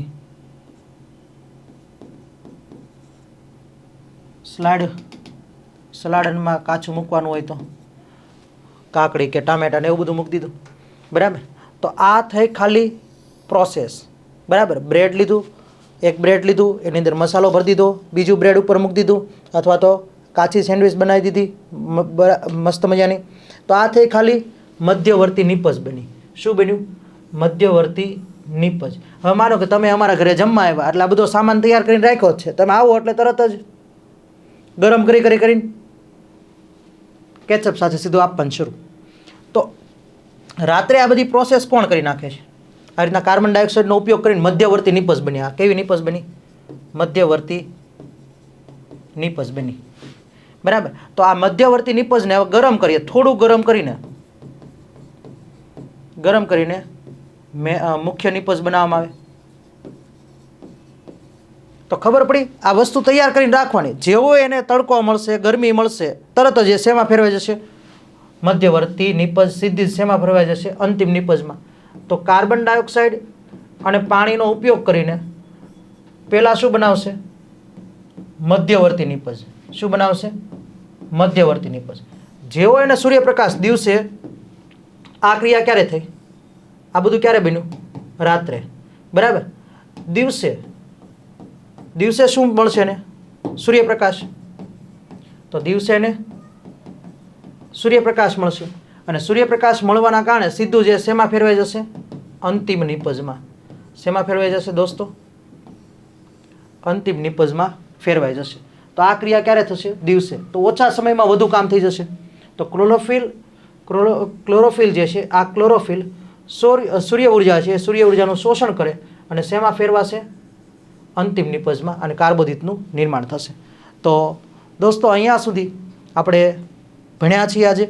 મસ્ત મજાનો તમારી પ્રસ્તાવનાનો ટોપિક હતો, બરાબર, એ પૂરો કર્યો. સાથે સાથે થોડુંક પોષણ અંદર, વનસ્પતિની અંદર પોષણ જોયું. ઓકે, તો ફટાફટ આપણે થોડીક વાત કરી લઈએ કે આપણે શું શું ભણ્યા છીએ. તો અહીંયાથી આપણે શરૂ કર્યું હતું જીવનની વ્યાખ્યા માટે દ્રશ્ય હલનચલન, અદ્રશ્ય હલનચલન, ઐચ્છિક, અનૈચ્છિક હલનચલન, આના વિશે વાત કરી. પણ ખાલી હલનચલન થતું હોય તો આપણે એને જીવંત ન કહી શકીએ, એની વાત કરી, બરાબર. ત્યારબાદ આપણે પેશી, કોષ, અંગતંત્ર અને શરીરની વાત કરી, બરાબર. આપણા શરીરમાં આણ્વીય ગતિ જરૂરી છે, ગ્લુકોઝ, પાણી, પોષક દ્રવ્ય, રુધિરના કોષો, રુધિરના કોષોની અંદર રક્તકણ છે, બરાબર. આ રક્તકણ શું કામ કરે છે એની વાત કરી દીધી, બરાબર. તો હિમોગ્લોબિનનું વહન ઓક્સિજન દ્વારા થાય એની વાત કરી. તો જો શરીરમાં વ્યવસ્થા તૂટે તો પેલું મેં ભીંગડાવાળું તમને સમજાવ્યું હતું, બરાબર, કે કઈ રીતે રુધિર ગંઠાઈ જાય છે, તો ત્યાં સુધી રુધિર કોષો ગતિ કરીને આવે છે. તો આ બધી જ વ્યવસ્થા અણુઓની બનેલી છે અને સમારકામ અને રક્ષણ ઝડપથી થાય છે એની વાત કરી હતી. જૈવિક ક્રિયાઓ એટલે શું? સજીવો માટે અગત્યની જૈવિક ક્રિયાઓની અંદર આપણે વાત કરી. તો સજીવોને જીવવા માટે, સજીવને જીવવા માટે, અસ્તિત્વ ટકાવી રાખવા માટે, જાળવી રાખવા માટે જે ક્રિયાઓ કરવી પડે એને શું કહેવાય છે? જૈવિક ક્રિયાઓ કહેવાય છે. અને જૈવિક ક્રિયામાં અગત્યની જૈવિક ક્રિયા કઈ હતી? પોષણ. પોષણ વનસ્પતિમાં પોષણ સ્વયંપોષી છે, પ્રાણી વિષમપોષી છે. એમાંય પાછા પ્રકાર આવે અલગ અલગ પોતાના ખોરાક મેળવવાના આધારે. તો ખોરાક, ખાદ્ય પદાર્થો શેના આધારિત હોય છે? તો કે કાર્બન આધારિત હોય છે. ખાસ યાદ રાખજો. ઓકે, ખાદ્ય પદાર્થો શેના આધારિત હોય છે? કાર્બન આધારિત હોય છે, એ વાત કરી. પછી શ્વસનની વાત કરી. ઓક્સિજનની હાજરીમાં થાય તો જારક, ગેરહાજરીમાં થાય તો અજારક. ખાદ્ય પદાર્થ હોય એની અંદર ઓક્સિજન વડે વિઘટન થાય, વિઘટન થઈને શું મળે? ઉર્જા મળે, બરાબર. તો આ બધી વાત કરી. ત્યારબાદ આપણે ભણ્યા આ ગ્લુકોઝવાળી વાત કરી, એટીપી, ઉર્જા, કણાભસૂત્ર. એક કોષી સજીવ હોય તો સીધે સીધું બધું ગ્રહણ કરી શકે. જ્યારે આપણી જેવા બહુકોષીય સજીવ હોય તો એને અલગ અલગ તંત્રની જરૂર પડે, બરાબર. વહન તંત્ર, પરિવહન તંત્ર, ઉત્સર્જન તંત્ર, આ બધી વાત કરી. ત્યારબાદ આ બધી જ ક્રિયાઓને દ્વારા આપણા શરીરની અંદર કંઈ કચરો ભેગો થાય છે, એ કચરાને દૂર કરવો, બરાબર. એટલે કે નાઇટ્રોજનયુક્ત પદાર્થને દૂર કરવાની વાત આવે તો યુરિયા, એમોનિયા, યુરિક એસિડ આ બધું પાણીમાં દ્રાવ્ય થઈને પ્રવાહી સ્વરૂપે અથવા તો પક્ષીઓમાં ઘન સાથે લુગદી સ્વરૂપે બહાર નીકળે છે. ઓકે, ત્યારબાદ આપણે આ ભણ્યા બહુકોષીય સજીવમાં ઓક્સિજનની જરૂરિયાત છે. તો ઓક્સિજન આપણે પ્રસરણ દ્વારા પહોંચાડી શકીએ નહીં. તો ફેફસાથી લઈને પગના અંગૂઠા સુધી જો એને પહોંચાડવું હોય પ્રસરણની ક્રિયા દ્વારા, તો આપણે શું કરીએ છીએ? 3 વર્ષ એને લાગી જાય. કેટલા? 3 વર્ષ. તો આપણું શરીરની અંદર શું આવેલું છે? પરિવહન તંત્ર આવેલું છે, રુધિરાભિસરણ તંત્ર આવેલું છે, હૃદય છે પમ્પિંગનું કામ કરે છે, અને દબાણયુક્ત રુધિર આપણા શરીરમાં એક ભાગમાંથી બીજા ભાગ સુધી લઈ જાય છે દોસ્તો. ઓકે, તો કોઈ વસ્તુ જીવંત છે નક્કી શેના વડે થશે? તો હલનચલન, વૃદ્ધિ, વિકાસ, શ્વસન, પોષણ, કોષ રચનાનું નિર્માણ. પછી આ બધું ભણ્યા કે વનસ્પતિ છે એને કાચી સામગ્રી તરીકે શેની જરૂર પડે? તો કે કાર્બન ડાયોક્સાઇડ અને પાણી. તો એ બનાવે શું? ગ્લુકોઝ. એ ગ્લુકોઝનો ઉપયોગ કોણ કરે? તો કે પ્રાણી. તો પ્રાણી માટે કાચી સામગ્રી શું થઈ? તો કે કાર્બન આધારિત ખોરાક એટલે કે ગ્લુકોઝ અને ઓક્સિજન અને ઉર્જા મળી. ઓકે, તો જીવન ટકાવી રાખવા માટે શેની જરૂર પડશે? તો આ બધી ક્રિયાઓ હમણાં જ આપણે વાત કરી. ઓકે, તો ઉર્જા આપણને ક્યાંથી મળે છે? એ બધી વાત થઈ ગઈ છે ખોરાકમાંથી. ઓકે, અને અલગ અલગ દ્રવ્યોનું આપણે નિર્માણ કરીએ છીએ શરીરની અંદર. ત્યારબાદ આપણે સજીવોના પ્રકાર પાડ્યા, સ્વયંપોષી અને વિષમપોષી. સ્વયંપોષી સરળ પદાર્થોનો ઉપયોગ કરે, જટિલ પદાર્થ બનાવે, અકાર્બનિકમાંથી કાર્બનિક બનાવે ગ્લુકોઝ. અને આ ગ્લુકોઝનો ઉપયોગ કોણ કરે? પ્રાણી. તો પ્રાણીને કયો પદાર્થ મળ્યો? જટિલ. વિઘટન કરીને કેવો પદાર્થ બનાવે? સરળ. અને આ દરમિયાન એને ઉર્જા મળે. તો દરેક સજીવ પ્રત્યક્ષ કે પરોક્ષ રીતે શેના પર આધારિત હોય છે? સ્વયંપોષી પર આધારિત હોય છે પોષણ માટે. ઓકે, એ વાત કરી. ત્યારબાદ આ થોડીક માહિતી આપણે મેગી બનાવી, ભણની અંદર મેગી કઈ રીતે બનશે એની વાત કરી. ઓકે, પછી આ MCQ મેં તમને 2 યાદ રાખવાને કીધા, ગ્લાયકોજનવાળા ને બધા. અને આ મોસ્ટ ટાઈમ એક સવાલ ભણ્યા આપણે, સમીકરણને કઈ રીતે સંતુલિત કરવું એની વાત કરી મસ્ત મજાની. અને આ રીતે આજે આપણે આજનો ટોપિક પૂરો કર્યો અહીંયા સુધીનો. ઓકે, તો આવી જ રીતે આપણે નેક્સ્ટ લેક્ચર પણ લઈને આવશું, પાર્ટ 2 આના જ. તો કન્ટિન્યુ જોડાયેલા રહેજો તમે. ઓકે, અને વધુને વધુ લોકો સુધી જો આ વિડીયો તમને ગમ્યો હોય અને સારી માહિતી તમને મળી હોય તો વધુને વધુ લોકો સુધી શેર કરી દેજો, બરાબર. જેથી કરીને અમને પણ પ્રોત્સાહન મળે, સારામાં સારા વિડીયો તમારા સુધી કન્ટેન્ટ વિડીયો લઈને આવીએ અને તમારું 10મું સારામાં સારી રીતે તમે પાસ કરી શકો અને સારામાં સારા ગુણ મેળવી શકો એવી આશા છે. ઓકે, તો મળીએ છીએ નેક્સ્ટ લેક્ચરની અંદર. ત્યાં સુધી તૈયારી કરો, વાંચતા રહો અને પ્રેક્ટિસ કરતા રહો. ધન્યવાદ.